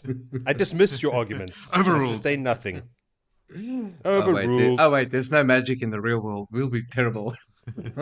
No, we'd suck. So, once they're in Andor, he feels his bond with Alana weaken, much to Luz Theron's relief, and realizes that the Asherman still hold the power. Taim taught him the command, which is release! And they release the power. Good weapons, he thinks. Good weapons. There's some banter between the maidens and the Asherman. It's just not harmless banter. One more word and people are going to die. Rand thinks these Asherman have forgotten fear. They need to relearn it because they don't know what they're playing with these maidens. Nerelea, who was with him, she had run off as soon as they had arrived, returns to say that she has found Bashere, and they head off. This is where they put the hooded cloak on Rand. They tie his hands behind his back. The maidens, again, think this is very dumb, but they're so gentle with him. They put his hood on softly. Siuan. I think Siuan is stroking his arm. She also puts the hood on him. He thinks to himself that with those hands, Siuan can kill any man with her bare hands, and yet she puts the hood on him so very gentle. gently. They all love him, like a brother, like a son, like a whatever. But I think it's after Duma as well, Joe. I think they are treating. Siuan's stroking his arm. Yeah. I mean, she was before that. She was giving him all kinds of shit. I think since Duma as well, they're still giving him shit. They are, but I think they are actually being. They're soothing him a little bit because they feel bad for him. Well, they know that their failure in Yeah, being there's his that. honor guard, Yeah. in protecting him, all of the maidens have got toe to Rand. All of the maidens know that Rand will not enforce a type of toe on them. So for me, it is so profound, the stroking of Siuan, and like that moment there, like Siuan gently putting the hood over his face, stroking his arm because he can't see where he's walking. And in the past, a maiden would have made a joke. Oh, and some of them do make a joke here, like, oh, now you have to They follow do. us. Some of them do. But I think at a higher level, because I mean, we always forget that there's 100,000 Aiel, and there's so many wise ones, and there's so many clan chiefs. But these key people, like in close proximity to Rand, now it's sort of changing and showing this. I think there's a great deal of toe to be met by all the maidens to Rand, and they know he will never ever like do it. He won't go that way. He'll just say like move on. Like I think that's true, Vil. I mean, absolutely, they know that they fucked up by not being able to protect him, even though that is not practically possible. They were going to do nothing. Practically, it was impossible. It was, but they had the honor guard. I think they feel that they have toe, now, yeah. But I don't think that's why they're being gentle with him. That is not how they would meet their toe. That is not. Okay. It doesn't fix anything that they have done. Hey, when it comes down to the Aiel, I take your word for gospel. I'm a fanboy of some of the dark ones. We can talk about my mates, Lanfear, Moghedien, the rest of them. But when we talk about the Aiel, I'll give you full rights to put it out there. I agree with what you're saying. For me, is I think they feel shame that they couldn't protect Rand, but I think they are being gentle to him because they actually feel sorry for him. I think the more I go through the interaction of Rand and the maidens, not the Aiel, the maidens specifically, and Siuan has become such a big part of the story. And I feel like what you said, what the community's saying, and everyone, that it's an injustice how she fizzled out of it. And I'm kind of not looking forward to it, because I'm gonna be so aware of it this time that she was such a instrumental part, not just as his first honor guard, but then also becoming his first servant, like on a different level. That to have this whole different humility, but still with him, and then to come back as his honor guard and succeeding power to someone else in the process of coming back, but still being there, and then to be sort of forgotten about. Siuan has absolutely taken on the role as being the sort of the avatar for all of the maidens. She represents all the maidens. She's old, battle-hardened, extremely dangerous. Kicked the shit out of was it Inila, the other maid? Nandira, that's right. Nyla. No, it was Nandira, you're right. No, Nandira. And she is super antagonizing towards Rand all the time and all that sort of stuff. So to show her being the one being gentle to Rand, I think is supposed to be, emblematic of how the maidens' attitude have changed. Yeah, she's the ultimate big sister to Rand. Yeah. Anyway, Joe, sorry, we digress again. Yeah.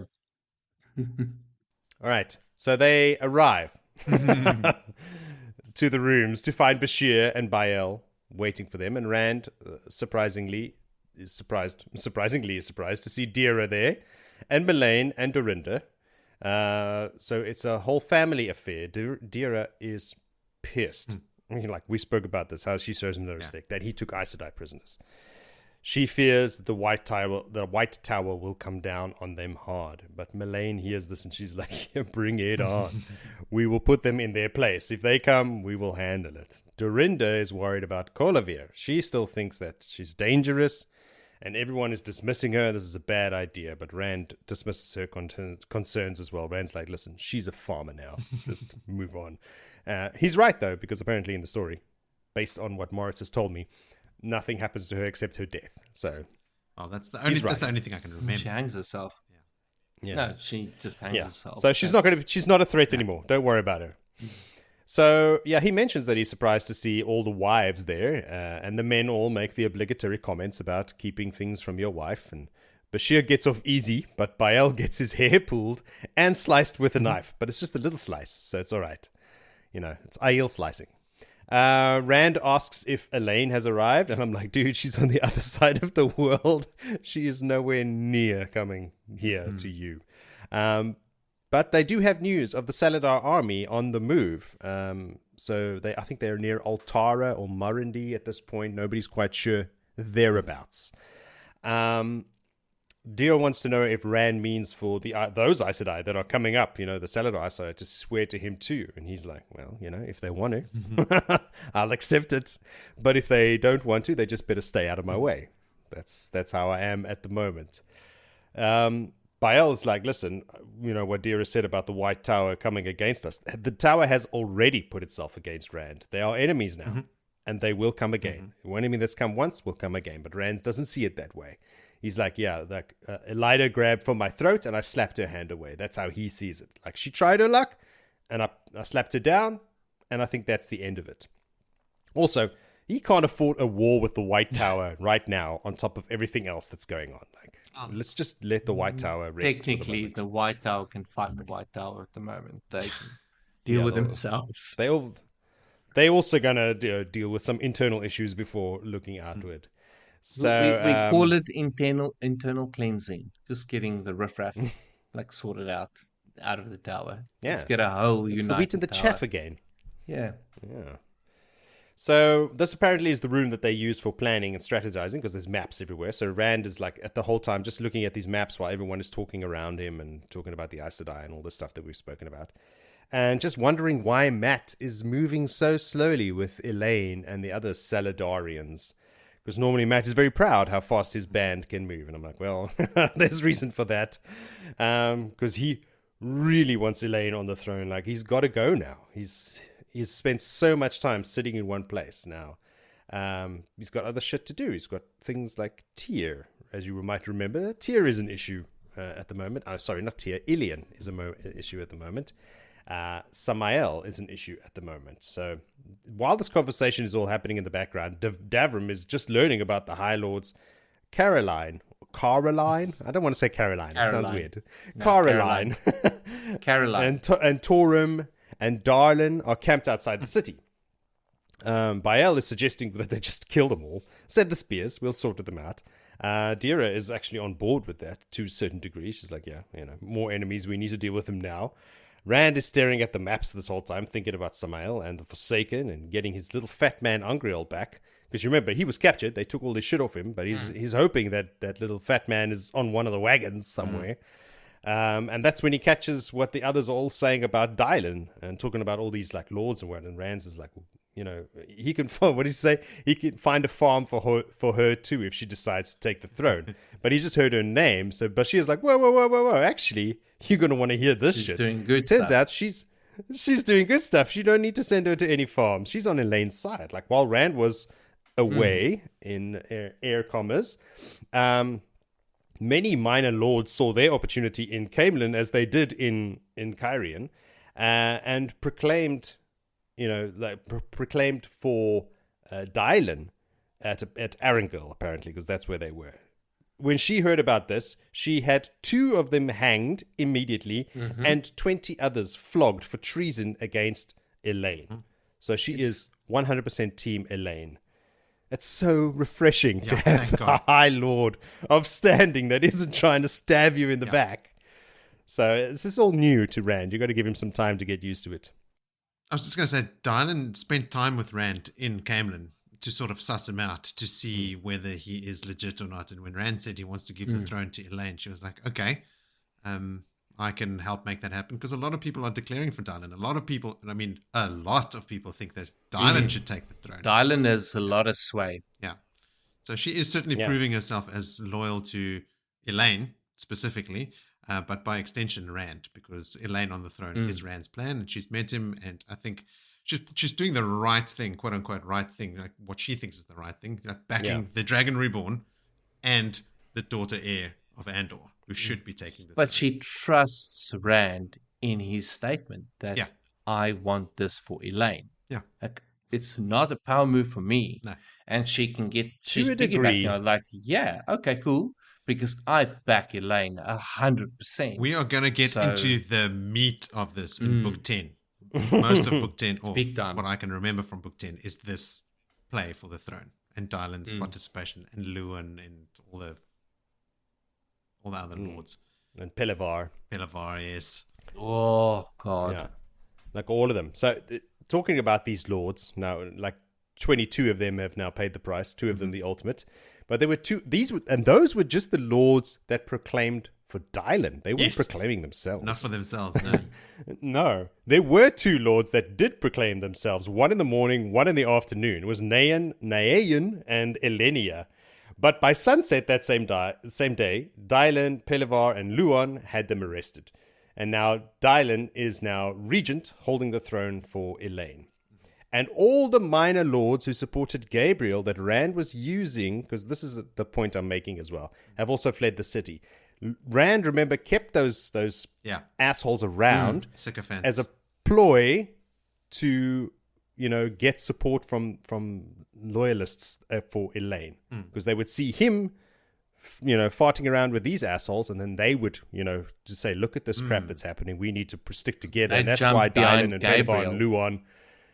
Yes. Yeah, they were the non-loyalists, so that kind of like unified the people behind Elaine. Or at least helped in that regard. But I think that Dylan, it's obvious what Rand wants, that he does want the throne for Elaine. But also you can't trust him because he is a madman who can channel. So there's a limit. It's always that. You got to make your own plans. Rand announces now that he will be leaving an Asherman there in Caemlyn to send messages quickly because, as we know, pigeons are stupid. To get messages back and forth to him in Caerhun. Because without Elaine, he has to go back to Caerhun. Again, he has to go back. All the shit that he has to do. But he is sending another 2 Asherman to the army waiting to invade Illian so that we can have all these open lines of communication. And he gives the order to start the invasion. Bael is like, so you mean to send the spears? And Bashere actually gives a hoot of laughter, like, woohoo! Yes, we're going to war. Here we go. Bael is stoked. He's like, yeah. So now Bael wants to know if they will get the 5th this time. And Rand is like, yes, this time you'll get the 5th. And they were like, I don't know how that's going to go down. It's like, we're going to war. And it's time to dance the spears. It's wartime. It's the 5th time. And finally, the army that is the biggest army the world has ever seen is ready to move on Illian, that is, to Lord Bray. Let me check. Yes, Illian. Yes, it was Illian. I have Tear written down here, but that looks wrong. So yes, it was. It is indeed Illian, and that's how that chapter ends. Nice. All right, Vil, did you have anything to add to Joe's chapter there? Yes, I do. Excellent. Music to my ears. That the Asherman and the maidens can sort out their problems because, of course, the banter's there. Maidens aren't going to stand down. Asherman has got a new chip on their shoulder, or let's call it new pins on their collars. So they think they're the shit. A little game of maiden's kiss, perhaps? Sort that out? Just see how good they are. It would be risky for both of them. Absolutely. But even Hopple and Fedwin Moore are like 15, 16 years old. Maiden's kiss would be so exciting for them. You can only think. Hey, maybe they marry a maiden. You never know. Maybe a maiden gives up the spear. Or they get stabbed in the neck. Well, maybe when that spear takes purchase in their neck meat, a maiden's head explodes. That could this happen. is not going to end well. No. Just avoid it. No. Hey, maiden's kiss. Come on, Matt played it. What else, Phil?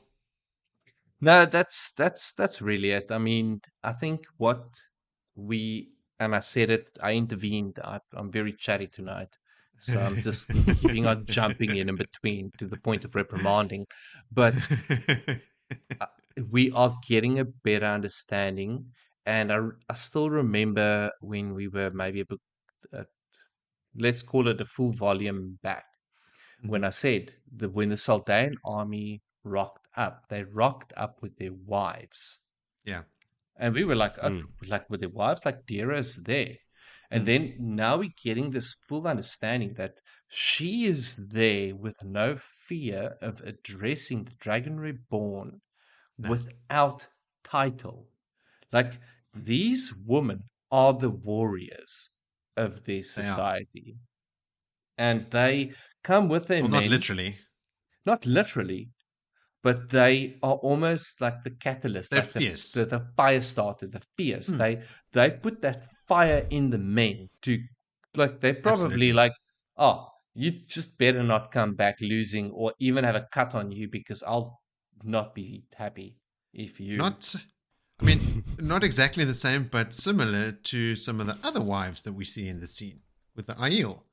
Like, Bael has his 2 wives there. They're both there. And they, like, Dorinda's doing a lot of the talking. More than Bael. She's a boss, by the way. Like, doesn't Rand say something like she manages to look more regal and imposing than, like, Soralia and Amis and stuff? And it's like, oh, wow. We don't read a lot about her. We really don't little. read a lot about her. That's one thing that's a bit of a, like, a major feature. But, yeah. I love the interplay between Melaine and Dorinda. It is so good. Yeah. Like they make little jokes and stuff about like, oh, wise ones don't know everything, and then Melaine gives her a smile to know it wasn't taken personally or anything. But then as soon as Bael makes the comment, like sometimes, it's what does he say? Actually, it's nice to have wives as long as you don't tell them much. And that's when Melaine, like Dorinda grabs his scalp and pulls his head back as if she's going to like rip his scalp off. And Melaine literally cuts him. And when Rand has seen, like when he realizes what's happened, Melaine is already putting the knife back in the sheath and there's blood on Bael's collar. Like they are not fucking around. And he's like, haha. Good one. But it's like the 2 of them are just in it together, and Bael is just the recipient of whatever they decide is happening. that's what Bael is. Oh, it's so good. Yeah, but remember, Dorinda's roof mistress, so she is a leader. Oh, yeah. And Melaine is a wise one. So he's like, this dude's in for shit. And he's a clan chief. Like, they all have positions of authority. Yeah, this is the most beautiful part of it. Like, in being those 3 things, and these are the 3 highest levels of authority in the Aiel. Apart from being the Karakan. You're either a wise one, you're a clan chief, or a roof mistress. Like, those are the 3 top jobs. But there's no one that overrides the other one. Like, each one has their place where they can go like, not here. Like, get out of here. Like, this is just not going to fly. Yeah. It's pretty great. Anything else, Will? No, I'm done. I had my say. Did you guys pick up on the foreshadowing of Rand losing his hand at the start of this chapter? Yes. He can feel the Heron Mark blade on his, or the Heron Mark brand on his hand, but if he had to lose this hand, he would still feel it. It would be another man's pain. Isn't it crazy how many times they reference Rand losing a hand? Like, in hindsight, on this reread, it's like, oh shit, they talk about it all the time. When it happens, it should not be a surprise at all. Rand mentions the compulsion here again. I thought, are people talking about Aes Sedai using the 1 power to compel people with a capital C? Because Rand wonders whether Karuna and co could have done something to Perrin, like what I think the Aiel are thinking about Rand being put under their spell. Like he's another one thinking, did Bera and Karuna have influence? And he's not saying compelled, but he's saying influence over Perrin. Like, why is he being so stubborn about it? Because he is digging his heels in that way. I find that surprising, though, from Rand's perspective. Because they're the same stock. Yeah. You should understand Perrin better. You should know. Yeah. Like it again, maybe is this a manifestation of his changing of his mental state? Like losing maybe some of his core values? I mean, that's definitely happening. So I think you can say that pretty safely. Like, he is having to actually break down all of his core values. I mean, the one he's clinging onto for dear life is the not harming a woman thing for the maidens. Yeah. But, you know, then suddenly is blind to it when Perrin applies the exact same logic to the wise ones, which is pretty frustrating. Oh, sorry, not the wise ones, the Aes Sedai. Thanks, Joe. Or at least it's still the Aiel, but getting there. Last episode was a disaster. Yeah, we misspoke constantly. constantly. It was the worst. The Ashaman, when they step through the gateway, immediately hold as much of the one power as they can. Like, complete antithesis to the Aes Sedai, right? Like, Rand notices, like, oh shit, they all draw deeply from Sidene and then step through. Which is but cool. also realizing how little they can draw versus him. Is it? I mean, does he note that it's not as much? Because some of these are pretty strong. Yes. That there's some of them that's strong, but he could feel their power. Like, okay, cool. He could Fedwin is the strongest. Fedwin's the strongest. Like, he's almost like, okay, cool. But he's the one that can't channel at something more than 50 paces away or something. Yeah. He's got a block. Like bar. Yeah, it's a nice bar. Yeah. Like, it's a nice. I think Rand also comments on or thinks about, like, they're still growing. They haven't realized their full potential yet. They are, but you can sense maybe that they are not as strong. Because I think the point he's making is you can sense a man's channeling strength when he's holding Sidene more easily. Like, the women just seem to be able to, like, they can sense that a woman can channel and how strong she is, even if she's just standing there. Yeah. But the men have to actually be holding the power for you to be able to see. But men keep growing. Yeah. Like, you'll never know how strong they are until they've finished growing. Yeah. Whereas the women have the potential. Like, right in the beginning, everybody was like, Nynaeve's the strongest in 1,000 years. Yeah, even though right off the bat. Yeah, like right off the bat. When the maidens go through the gateway before Rand, Siuan says, okay, count to 100 before you come. And Rand counts in fives. Counts in fives. And when he steps through, Siuan goes, the Kara Khan counts quickly. But, okay, this is not the first time we're counting in Siuan and Rand has been found. So she should have experience around this now about his counting ritual. Like, yes. Well, he didn't cheat last time, but they argued over how far he would count before doing anything. I suppose they went faster knowing that would happen because she was there to give that comment. I got back. She said 100 She knew. Right? Not 30, not 40, 100. You're going to count to 100. Yeah, sure. 5, 10, 15, 20. Totally not. Well, he did. 20. He makes the point of saying he did, but in fives. Is that considered Aiel humor? I think it could be, and I think her response is in line with that. When she goes, the Kara Khan counts quickly. She knows that he cheated. Yes. She's letting him know in a humorous way. She might not be laughing about it. We're going to start understanding Aiel humor. Always. After this podcast. Like, I think we are. I thought it was pretty harsh how Rand, like when they step through the gateway and Alanna is suddenly very, very far away, and Lews Therin is stoked that the sense of her is much weaker. Rand wants to remember the bond with Alanna because he wants to be reminded not to trust Aes Sedai. Like, he thrives on that bond, reminding him that they are shit. That she betrayed him in that inn when she bonded him, and that the Aes Sedai in general have betrayed him. Trust is pain. Is there not a part of the bond that is positive? Okay, wild theory time. Will loves his wild theories. Rand not going insane from the taint. Could the bond to Alanna have helped him through all of this? Because of it, why did Elaine bond Brigitte? To save her life from something that was massively attacking her. Now, Alanna bonded Rand out of complete different circumstances, opportunity mostly being it. Yeah. But in that, was that not a part of maybe saving him from the taint? Yeah. Or like actually helping him? Like you said it, Mo. Like, I want to look at this Alanna Rand relationship. My perspective had changed a lot. Like, I'm putting Alana more and more in the good camp. Like, in the camp that put Rand in the good path. Not the okay, like, we've got to keep a tab on him, so I'm gonna satellite collar him now. She didn't satellite collar him. She I think she genuinely did. did. Maybe yes, maybe developed.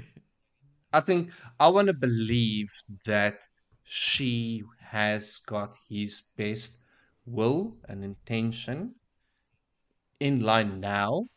Well, he has to save the world. So that in that Yeah, no. capacity, she wants him to survive and make it to the last battle. We know that the Warder Bond grants warders additional resilience. They can go for sleep without sleep for longer. We know they heal faster. They take less damage. It's a buff, So I think your link to pushing away the madness for longer is a good one and not one that I thought of before. I wonder if anyone mentions it later when the Aes Sedai start bonding Ashaman as warders. Hey, we should keep an eye out and see if anyone... That's a very even good if they thing just to pick up on. theorize, like maybe this will help, because we know it helps with physical things, and we know Nynaeve can heal madness later in the story. So like healing is a physical thing that she can do to them. She pulls those thorns out of their minds, like with the one power. So quite likely. I like that. That is a good point. Bashere, when you see him, leg over the chair, Leg over the... just chilling. Love his style. The wise ones, especially, and Rand comments on this, especially Sorrelea, Amis, and Melaine, have changed their opinion of the Aes Sedai. Like, you can see it clear as day. After this Do Miles Wells thing, they have no time for them whatsoever. Elida has inadvertently done huge damage to that relationship, which is unfortunate. Well, she had no idea there was going to be a relationship. She had no idea about not. Aiel or Wise Ones. But I think we have established that Elida has been influenced by Perrin and Faile, and she's climbed the tower. She's secluded herself. She's got delusions of grandeur.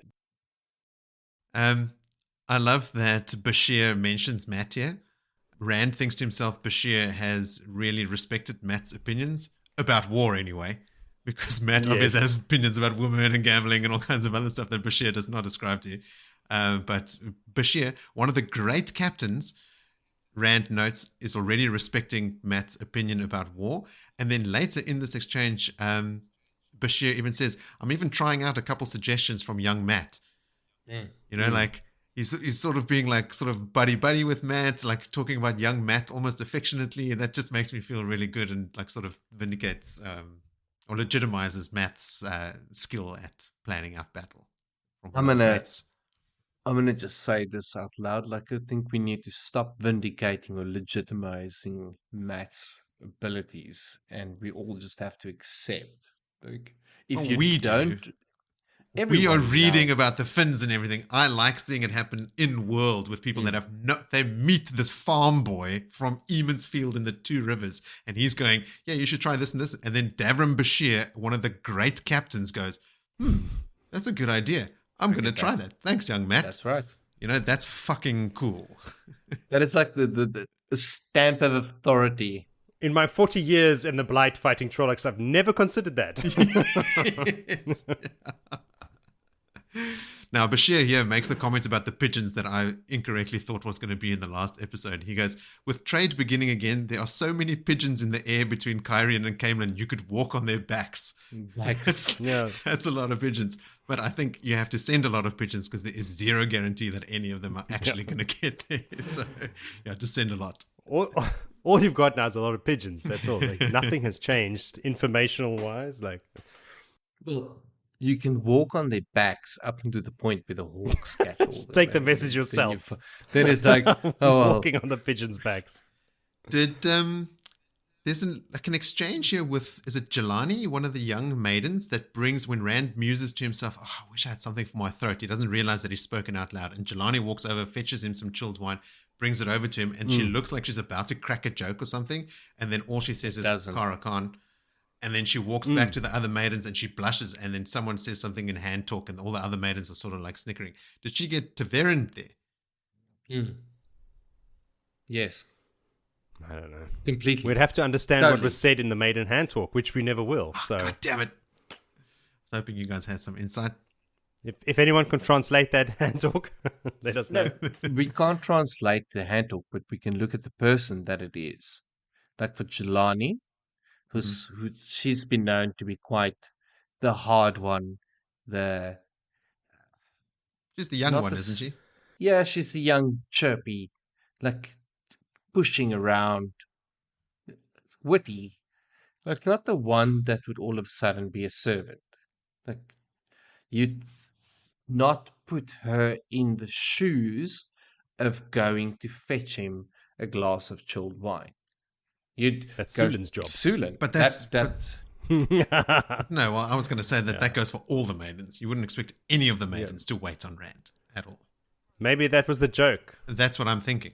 Yes, like Siuan is almost the Siuan was a servant up until Rand. a couple of weeks ago. But not by choice. Bringing him. I mean, yes, it was her know, choice. but maybe that's the joke. I think the joke is that it is so out of character for Jelani to have done it, because Jelani has never done anything out of service.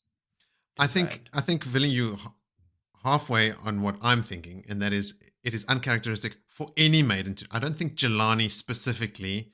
It's not funny because it's Jelani. It's funny because it's a maiden that just did what he asked for.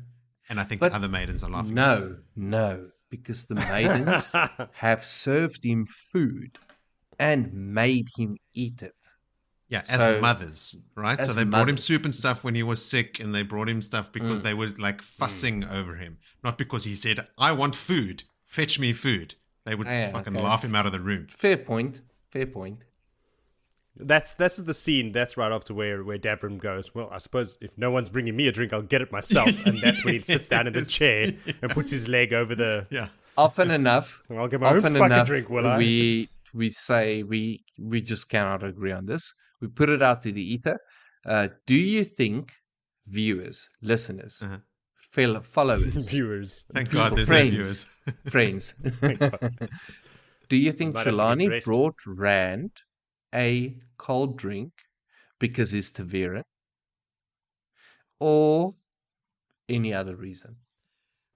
I would go a step further. I don't think the fact that she brought him a drink is even the whole joke, because she looks like she's about to say something else, but what comes out of her mouth is just Kara Khan. So he gives her one of those death stares. Like his mind is not there, and he's like, "It's the death stare." Anyway, I can't do it. No. Not on this call. Not Rand. Not really with these other faces in here. I really want to point to the pedantry that Moritz, you have infected us all into. We are debating for 5 minutes. It's Moritz's own fault. The reason why a certain maiden brought Rand cold wine punch and why it is that she did it. Like it's. This level of pedantry. He put these words on this page, and I want to understand why. What is the motivation? What is he showing us by showing us this little exchange? This what's happening right now is exactly why. He was just hoping this would happen. Yes. Hopes 30, 40 years in the future, 3 random dudes talk about this for 3 hours on a podcast. Pulling it apart. And it's just a joke. There was no reason. I just wrote those words. Just to fuck with people. Okay, I've got one more note on this chapter. All right, thank God. There's a quick exchange between Rand and Mullane. When he mentions that Moore can bring messages, he looks straight at Mullane, who has, along with the other wise ones, stopped or straight up refused to use the world of dreams for messaging. He thinks about it like, if they could just use Tel'aran'rhiod and the Dreamwalkers to do my messaging for me. So when he says, don't worry, I'll leave Moore here, he can send messages up and down. He looks straight at Mullane, and she returns what Robert Jordan refers to as the blandest look. She just looks at him like, cool. Not gonna budge. You do that. I like the fact that the wise ones keep the Tel'aran'rhiod like as their domain, not to be sullied by even the Kara Khan or the Dragon Reborn or whoever. It's funny though, because it's not their domain. They access. It's everyone's domain that has the ability. It's Lanfear's domain. According to her. Moghedien. according to her, but it also everyone claims Moghedien's it's the main. their Everyone's domain. like, Counter this is my proposal. domain. It's Egwene's domain. Perrin. Slayers. Strong one. Oh, the domain names are being changed. All right. Is that the last one? That was the last one. We can now move on to chapter 8 called The Figurehead. Joe, have you figured it out how to sum up this chapter for us?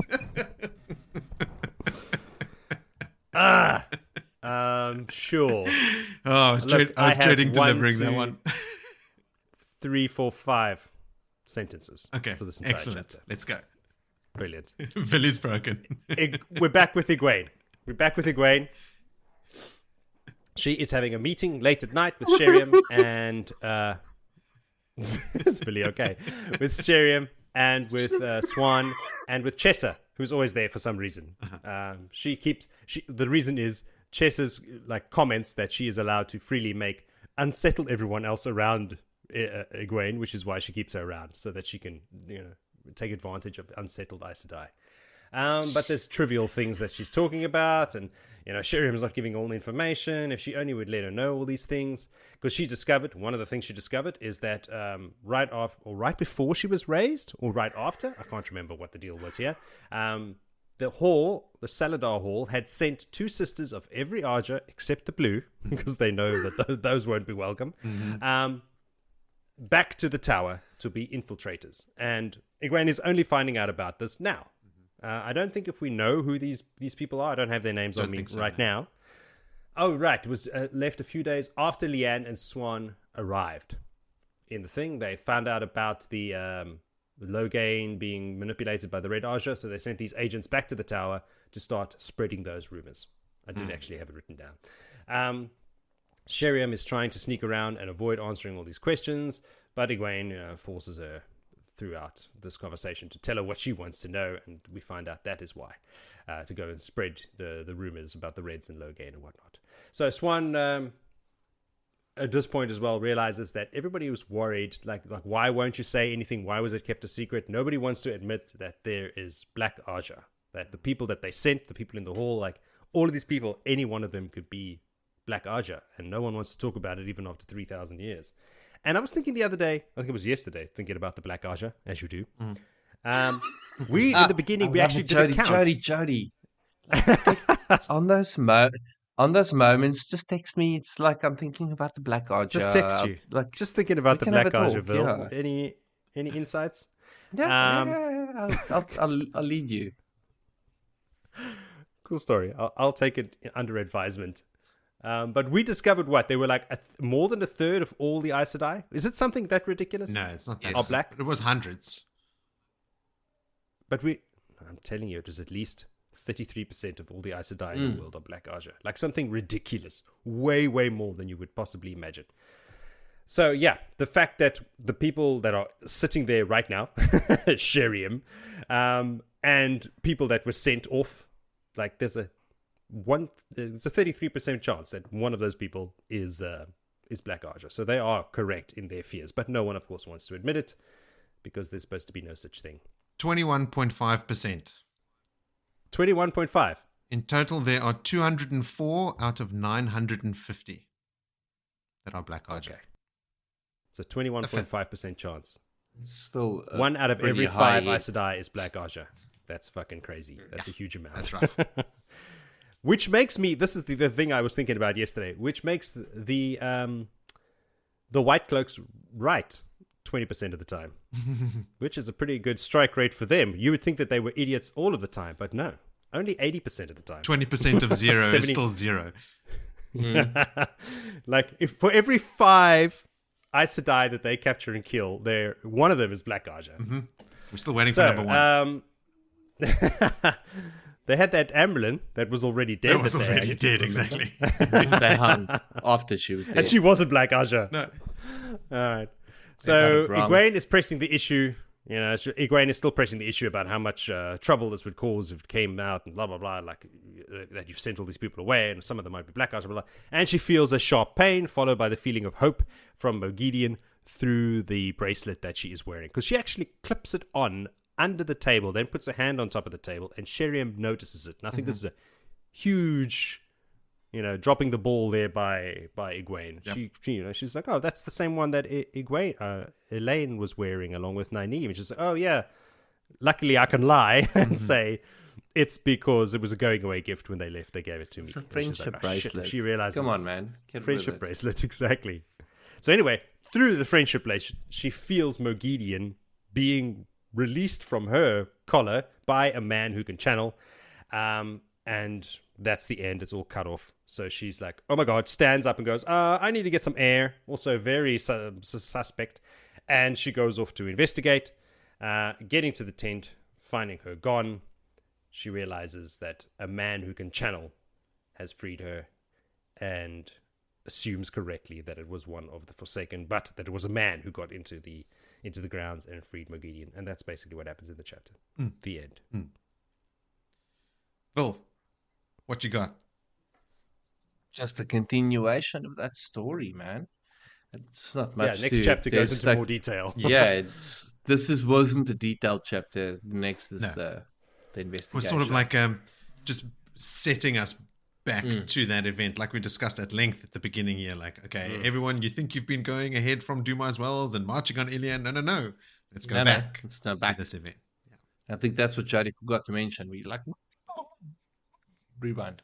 Right. I like how Egwene is handling Sheriam here. When Sheriam tries to push back on how many days they should stay camped there, Egwene's response is 1 daughter. And then Sheriam has to sort of go along with it.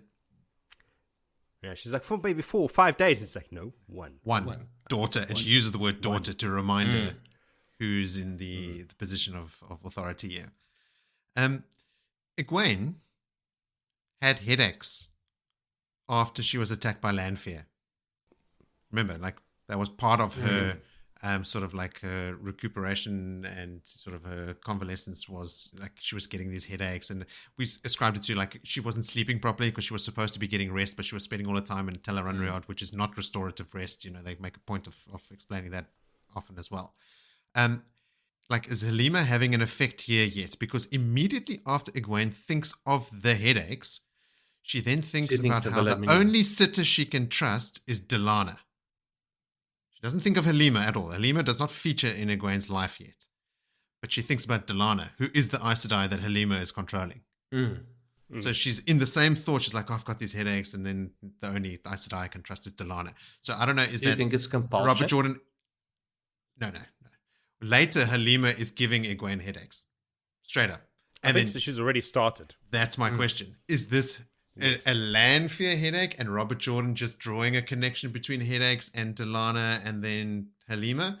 Or is Halima actively already giving Egwene headaches so that she can work her way closer to her? The headaches caused initially by the supposed training that Moghedien was giving them? No, that's Nynaeve and Elaine. Oh, so it's not Egwene. It's got nothing to do with this. Egwene was legitimately having headaches in Caerhun before she even came to Saladin. Yeah. Before she was anywhere near Halima. But later, Halima is actively giving Egwene headaches so that she can pretend to be the only one that can actually make them go away. She was using that as a mechanism to be close. She murders one of Egwene's 3 maids.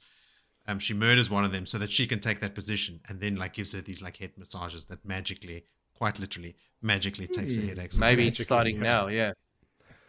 Egwene's 3 maids are sent from Lelaine, Romanda, and Sheriam. Yeah. Oh, I wonder where. Yeah. Chessa for the win. She's awesome. Yeah, she's cool. She's the Sheriam one. The one that gets killed is Seleme. She's the one from Lelaine, and then Mary is from Romanda. Also notice here that Brian's army is now 30,000 soldiers. Without Matt. Yeah, they've picked up a few along the way, eh? Sizable force, yeah. Bad times, mate, for soldiers. No other work to do. Bad times. Mm-hmm. Yeah. Egwene thinks of Sheriam, but the 3 oaths trap her. Actually, Egwene, they do not. Yeah. No. All this talk of Black Archer is in front of a Black Archer Aes Sedai. No 3 oaths for her. Egwene also thinks to herself, the tower has broken before. When? Age of Legends? There was no tower in the Age of Legends. Tower was established after the breaking. It was broken. Tower, Sheriam, same. Yeah, you know. I went and I did a quick scan of just like the fandom wikis and stuff. Could not find any other mention of a tower having been broken before. So it felt pretty good with Egwene listing off the Forsaken that had been killed. She's like, so Agenor and Belthamel, they died at the Eye of the World, and Moraine killed Belal, and Rand killed Ishamael, and sorry, it sucks that some of them are just back and alive and in your camp. Right next to you, talking to you. Yeah. And that's it, Joe. Just a sprinkling of notes for a short and straightforward chapter. Which brings us then to our final chapter for this episode, which is chapter 9, called A Pair of Silverpike. Vil, can you fish out a chapter summary for us? Knew you were going to say fishing. Fishing motion, because silverpike is indeed a real fish. I double checked that today. Anyway, we carry, yes, it's let's get fishing technical. You prompted me. It's like a pike. Pike is silver. A pike. Are they but aggressive? Some varieties are just of a different color, but technically still the same species, but called the silver pike. That's as far as my research went today, and then I got sidetracked by other stuff. But anyway, that's more research than I did. Well done. Yeah. Now, Egwene and the Salidar crew and Gareth Bryn's army, and following behind them, Matt's army, are on the move. We haven't established, or we just to re-establish that. And she is in her tent, which isn't a very big tent. Swan barges in very upset and whinging and whining as Swan does. We know she's not the happiest person of late. And after much whacking and cracking, Leane also enters the fray. And between their cackling and carrying on, Egwene breaks the news to them that Moghedien has escaped, which of course is quite significant and scary news, being and adding in that it is a man that helped her escape. So that brings that obvious thought of what they did with Logain. Was it Logain? That brings all of that. And also that, and I think because it's mentioned, we need to think about it, that Dom is gone. They have the bracelet, they don't have the necklace part. Anyway, there's obviously the shock reaction, and there's blood and bloody ashes out of Swan, and we should have watched all the time, and Egwene is under what auspice do we watch my servant? Like, what excuse are you going to use to put a guard on my lady of washing my back? That doesn't make sense. Any which way, through all of this, Swan reflects on that she is going to do her best to make Egwene the best Amyrlin seat that there has ever been. And I think that this chapter touches a lot on that commitment and that swing and the sway of Swan, like really backing up Egwene. Like it's like this the swing and the sway of Swan. The swing and the sway of the silver pike Swan. Next segue for Moritz. Yes, can you top that? But yes. Now, Egwene gets to a point where she also needs to put Swan in a place where she gets a little bit overboard, and Swan actually accepts it, and she apologizes. Like this is, and all of this, it's not significant things that they're losing tempers about. Like it's not worth noting or discussing, more as the changes of character, Swan accepting and apologizing, Egwene becoming a more authoritative figure in this chapter, and Swan like really recognizing it. Like it's been going for a couple of chapters, but like this for me was a really establishing in this. There's in this apology section, there's a long silence from Egwene's side, where she then reiterates to no, it's not needed, sister, daughter, no apology is needed, but let this be a warning. Also setting boundaries, I accept you as sort of in my close circle, but in that, even you are going to be bound by boundaries. She's becoming a true Amyrlin speech. She is becoming Siuan Sanche. If not better. More ways than one. More ways than one, yeah. She says, so before you go on, Vil, she says, because Siuan and Leane are not bound by the oath rod, she thinks to herself, they can lie like wool merchants now, which is a cool, obviously a small sheep farming village sort of idiom. It's exactly like Siuan and her fishing stuff, yes. right? Yes. That's why I mean, in more ways than one, she still thinks like a farm girl, just like Siuan does like a fisherman. It's beautiful. They everything relates to close to home, little sayings like that. But it's good. Again, the headaches is brought up. You brought the headaches up already, but the headaches is brought up again here. But one thing that she is relieved about, and that being Egwene, is that now that Maragon or Moghedien is gone, they can let out some of these other secrets that they've been holding back, which is how to create a weave of disguise and inverting it and hiding someone in plain sight. So there's new discoveries that they had to hide Moghedien. So it brings out that little bit of benefit, I suppose, that there's more advancements, because in her position, all these push in the power, I think, is a rise to power. I can figure out, we have figured out more than you have in hundreds of years. It elevates them in the power to a degree. Now, this is quite shortly after that, Egwene does offer Siuan an out with Gareth Bryn, asking, as was said, do I need to intervene in this? I have the power now. Are you overdoing his laundry? And Siuan declines, because she's not overdoing his laundry, because she has ulterior motives.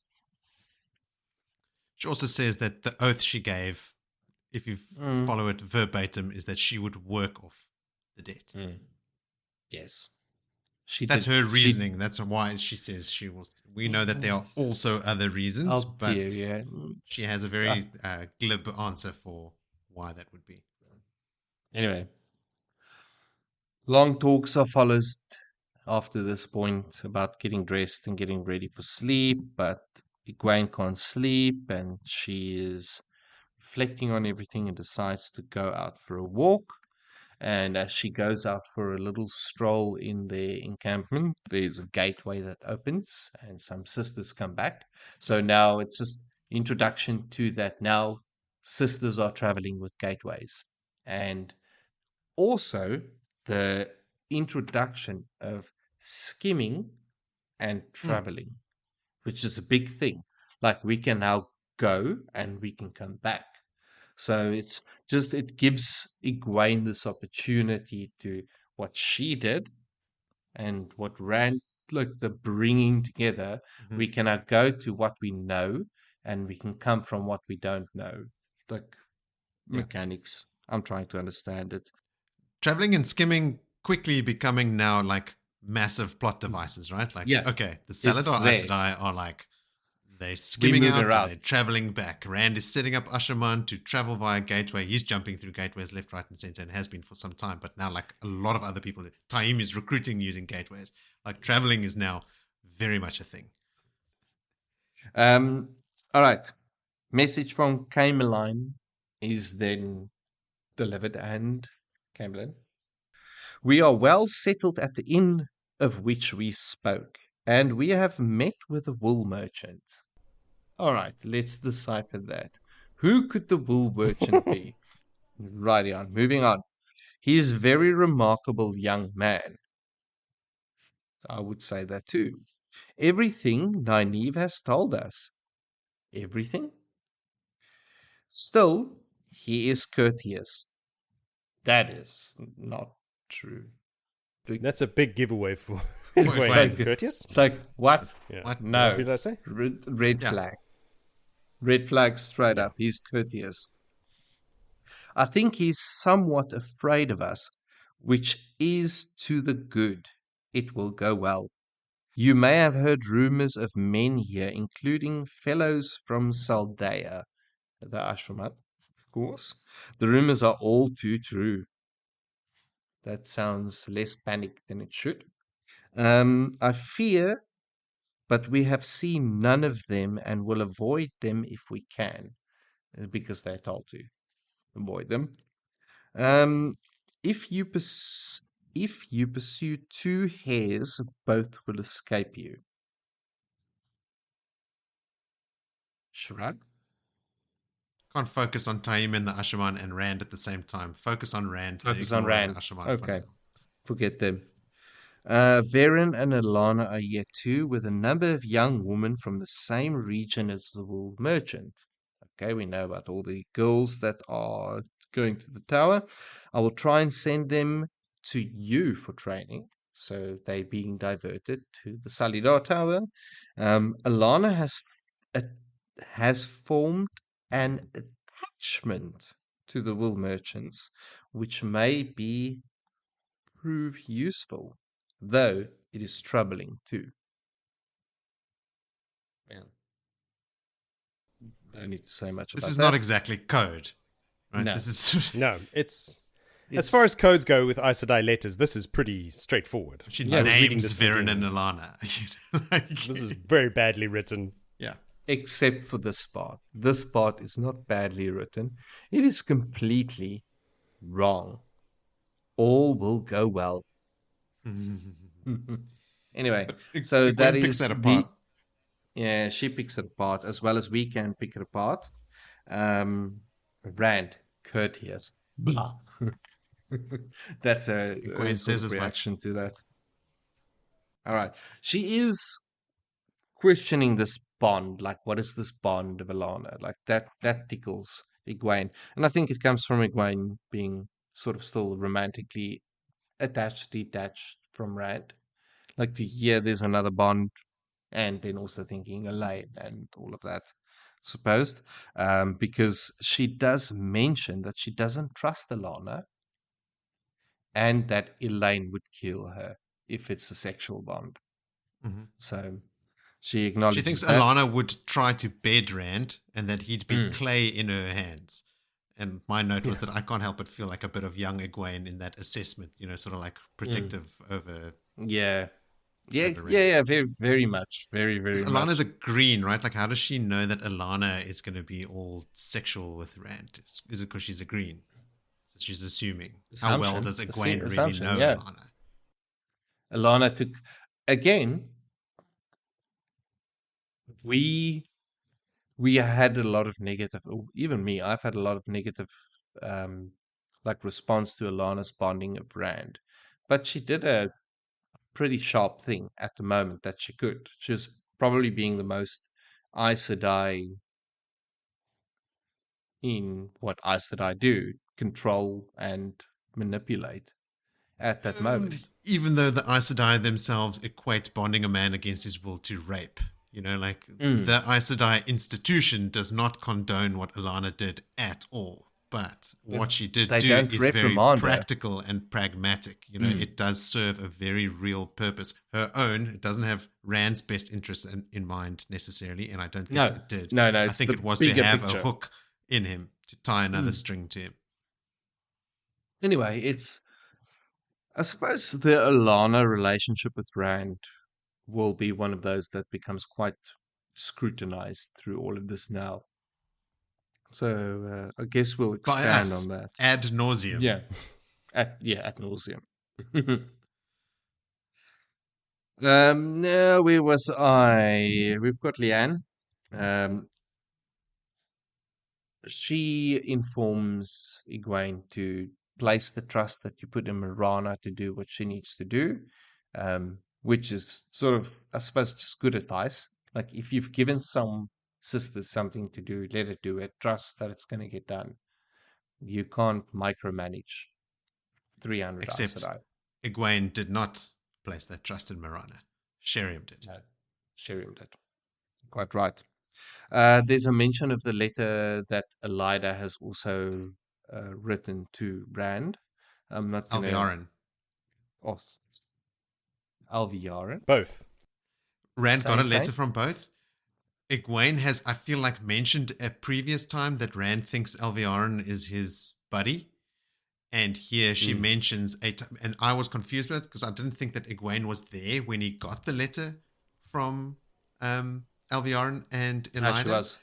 But here she mentions that Rand had told her about a letter from Alviarin in which Alviarin is sort of gushing over him. Now, is this the same letter that said, don't show this to anyone, and the first thing Rand did was give it to Moraine to read? Yes. Yes. Moraine was there. Avienda was there. I don't know if Egwene was there. Okay. But Matt was there, but not paying attention. No, Matt was drunk. Actually, no. That's a different meeting with different letters, Joe. That's the Tom letter. I wasn't paying attention. I knew somebody was't paying attention. I take it if Avienda was there, that Egwene was there, because the two of them would not.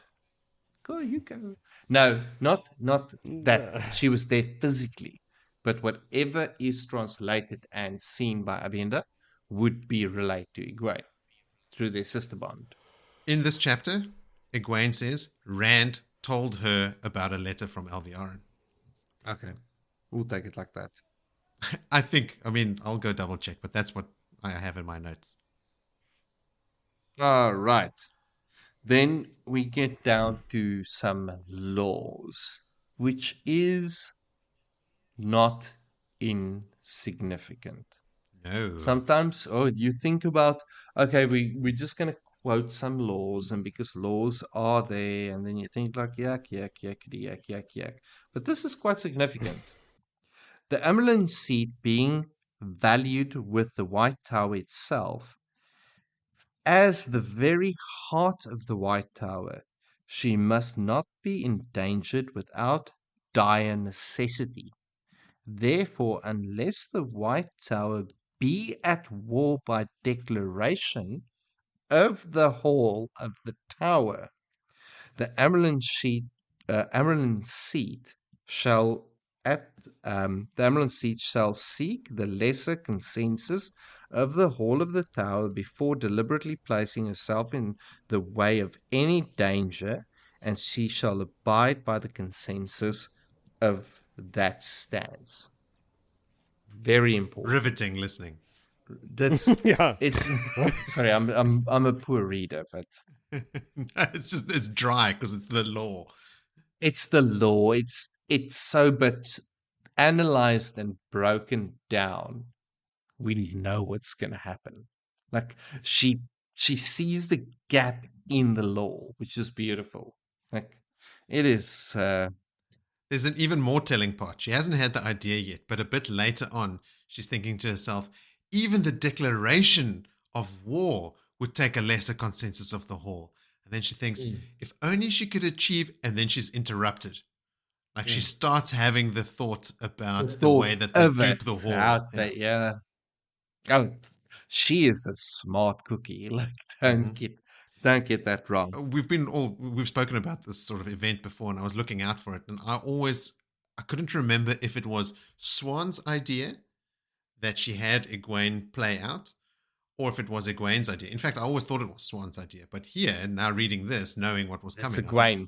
Okay. Egwene is the one that came up with the seed for this idea. I always, you think Swan would sort of, but Egwene is sharp, man. She is not, that. Maybe there's something in that Travels of Jane Fast Rider that she's been reading for so long. Okay, now, through all of this and all of this musing, Egwene is moving through the tents, and she snores and frogs, but then realizes that the frogs aren't frogs, but just more snores. And then we get into this scene. Nicola enters the fray. How long should I rope on this one? I'm not going to rope too long on this one. Nicola gives her lies, the whole background, and Egwene questions her, like, why are you out of here? Wouldn't the mistress of novice, Tiana said, I'd be upset. But she then comes and initiates kind of like this discussion about how she feels that she is being deliberately held back and all me, I'm being picked on, I'm so strong, but I'm being held back. And then a crony, Rihanna, kicks in from the side with some like straight up threats like, oh, we heard Tom Marilyn and the thief catcher on a boat talk about them not being really Aes Sedai and what. And Gwen plays it quite cool, and she knows the seriousness of these allegations and what it can mean, regardless of them being raised to the tower. And she absolutely stamps them down into the ground. She reminds them that they are only young Padwans and that they have much learning to do. She tells them that this is very dangerous, what they're doing, laying charges on an Aes Sedai with proof of men that's thousands of miles away as the only proof, and that she will choose to forget this. Move on. Like, just to kind of like cover all of this up. But Ariana pipes up and tells her that she overheard all of this. And to this, Nicola jumps in saying, like, I don't think you understand, mother. Like, they're not really laying down the threat. And Egwene says, like, oh, I understand, child. I understand very well that you're trying to threaten the Amyrlin seat. Like, you're trying to blackmail the Amyrlin seat. Bringing charges against Aes Sedai based on rumors from men that's far away. And she thinks that, you know what, I should rather send you to Tiana. But she gives them the pass. And now piss off and go to bed. End chapter. That's it. Big mistake. I thought Egwene was light on them.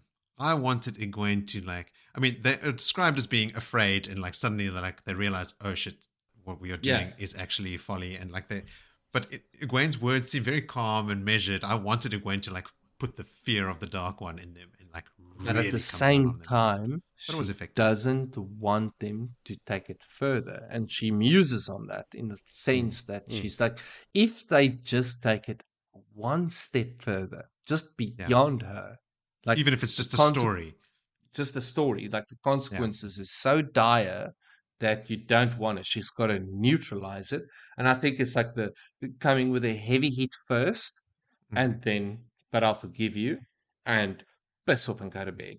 Type of like steps, sort of put them in the line. Nynaeve Sedai and Elaine Sedai to you.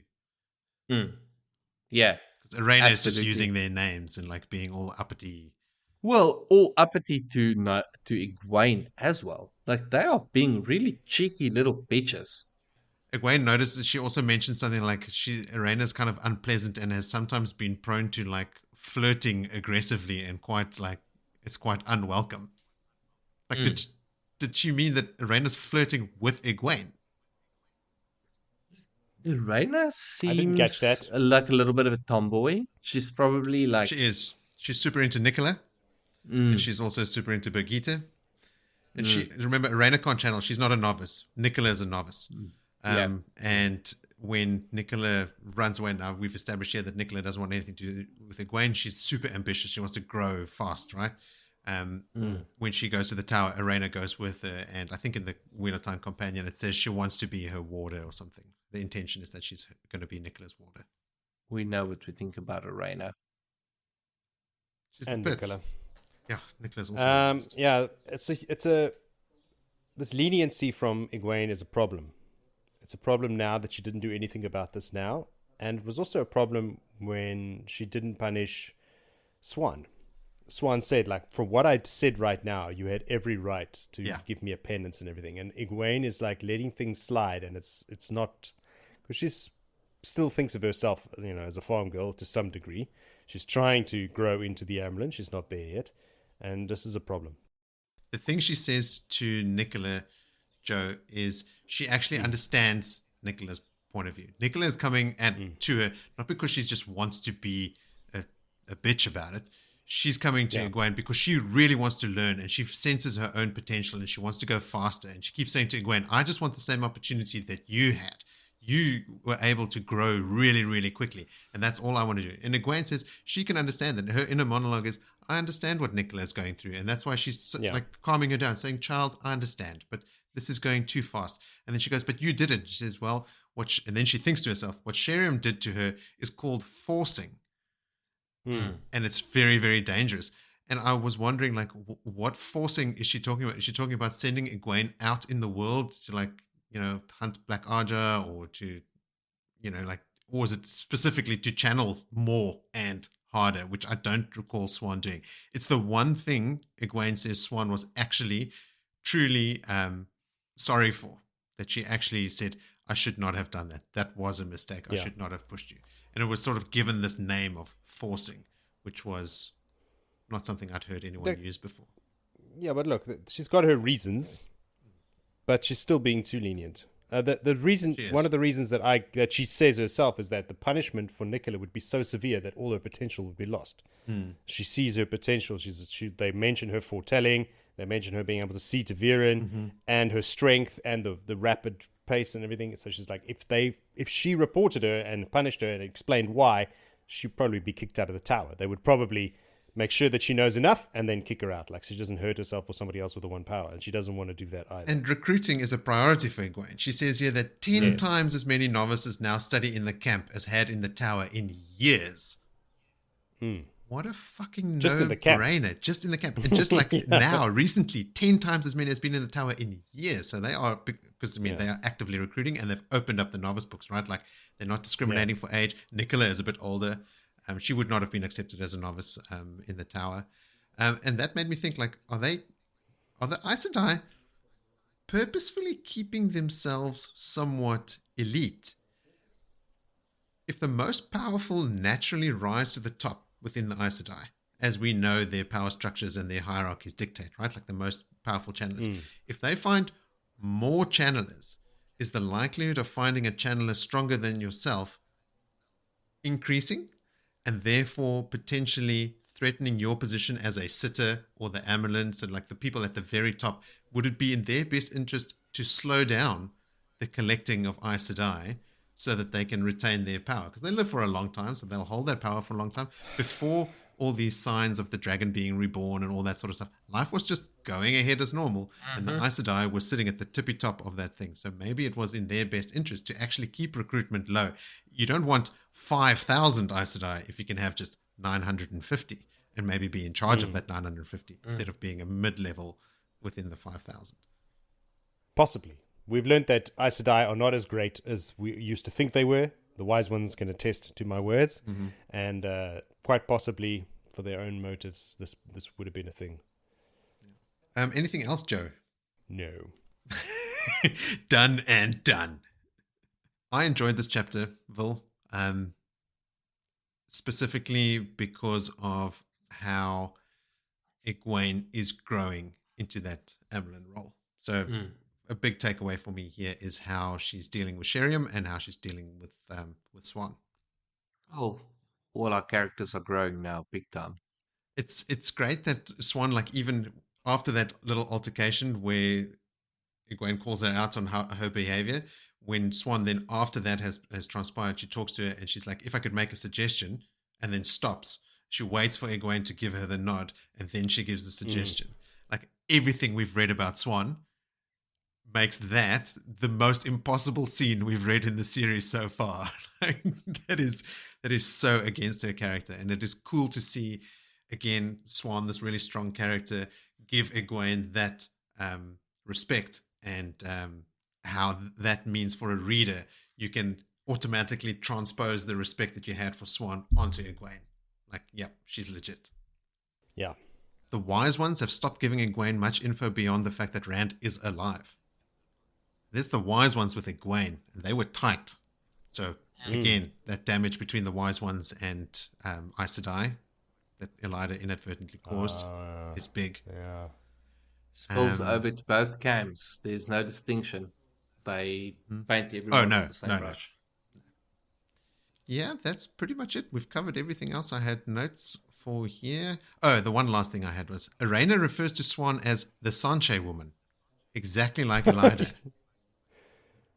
Exactly like Elaida. I wonder if Areina has been spending time with some of the guys that Elaida had planted in Saladar. That Sanche woman. So, drinking at the tavern. She's a hunter for a warn. Yes. Yeah. That's where Elaida's little plants would be sitting. Anyway, that's it for me. So, out of all of that, did you guys pick a favorite moment? I did. No. Let's not pick a favorite moment. It is a silly thing. Silly thing. All right, Phil, what's yours? I think my favorite moment is Perrin and Faile. Oh, wow. I'd forgotten that happened. Yes. It's so long ago. why I chose this as a favorite moment is the coming together of the misunderstanding between the two of them. But even in the misunderstanding of the relief. themselves, the relief after they kind of like through Perrin sheer frustration and Faile sheer determination to be what she'll be, and him just like, I'm so frustrated with you, I'm just going to suffocate you now. And then sort of like it all clicks together, and then, sexy time happens. So that's always good. It is nice when there's these protracted periods of tension and frustration. I mean, frustration not just for Perrin, but for us as readers, right? Like, we're like, oh, fuck Perrin, just do the thing. And Faile, just be cool. Like, stop being a dick, like Kerry said, like, just communicate with each other. But yes, for all the reasons we said, they're young and blah, blah, blah. But it is an immense sense of relief when that tension dissipates and you're like, oh, okay, cool. They're buddies again until the next time it happens. Yeah. I mean, tumultuous relationships and couples tend to remain tumultuous. They might stay together their whole lives, but it's a tumultuous situation. It will be. How about you, Joe? I told you I didn't, but I have an honorable mention just sitting here thinking while you guys were talking. No favorite moments at all? No. He's given up. Dylan? Yeah? Dylan, like standing up for Elaine. Like, it's cool that like he went away and Caemlyn descended into fucking power craziness grab. And power grab galore. That happened as well, but Dylan was there and she fucking stamped it out and put some nooses around some necks, sorted shit out. It's relief to have someone of that stature that's not ready to stab you in the back. This is the third time I'm reading this series and I still don't quite believe it. Like, can it be? Can Dylan actually be that cool that she is just like doing this for Elaine? I mean, obviously, yes, it is. But it is so unbelievable. And like Willie said earlier, like so out of character for someone in power that has an avenue to the throne laid out for them with like fucking rose petals on the floor, for her not to take it and to stand by her word and by her alliance. People putting their necks on the line to support her, literally. Yes. Like, yeah, take it. We all agree. And they're like, man, we'll fucking kill you rather. I'd rather execute you and not be the queen. Yeah. My favorite moment was Egwene sort of just being on top of Sheriam at first and like, telling her, no, one day, daughter. And also later she tells her when she's asking her about the letters and stuff, she goes, no dancing around Sheriam, no lies of omission. Like, bullshit aside, you are going, and she starts trying to come up with little stories. No, I'll tell you tomorrow. Tell me now. No lies of omission. Yeah. Which is great. I mean, my love for Egwene is no secret. Then we've got some favorite moments from our listeners. Jacob wrote in to say the very tender moment between Rand and Perrin after the battle, when Rand is crying. So this is from like the previous. Oh yeah. book? No, earlier chapter when Rand is crying. Last episode. Was it? Okay, well, there we go. Yeah. Jacob was saying, I just loved when he yells at Luce to go away and then to Perrin, no, not you, never you, which is an interesting line to read when you know that Rand does banish Perrin, forcibly throws him against a pillar and then chases him away. But it is nice that he said it in that moment. That not you, never you. So to all our other listeners, not named Jacob, but Jacob, you can still send one in. But to all our other listeners, please send in your favorite moments. Send us your harebrained theories, your schemes, your observations, your corrections for us, of which I'm sure there are plenty to pick on this time around. You can send those in via the social media links in the episode description, where you will find other useful links, like a link to our Discord channel and our t-shirt store and all kinds of other fun things.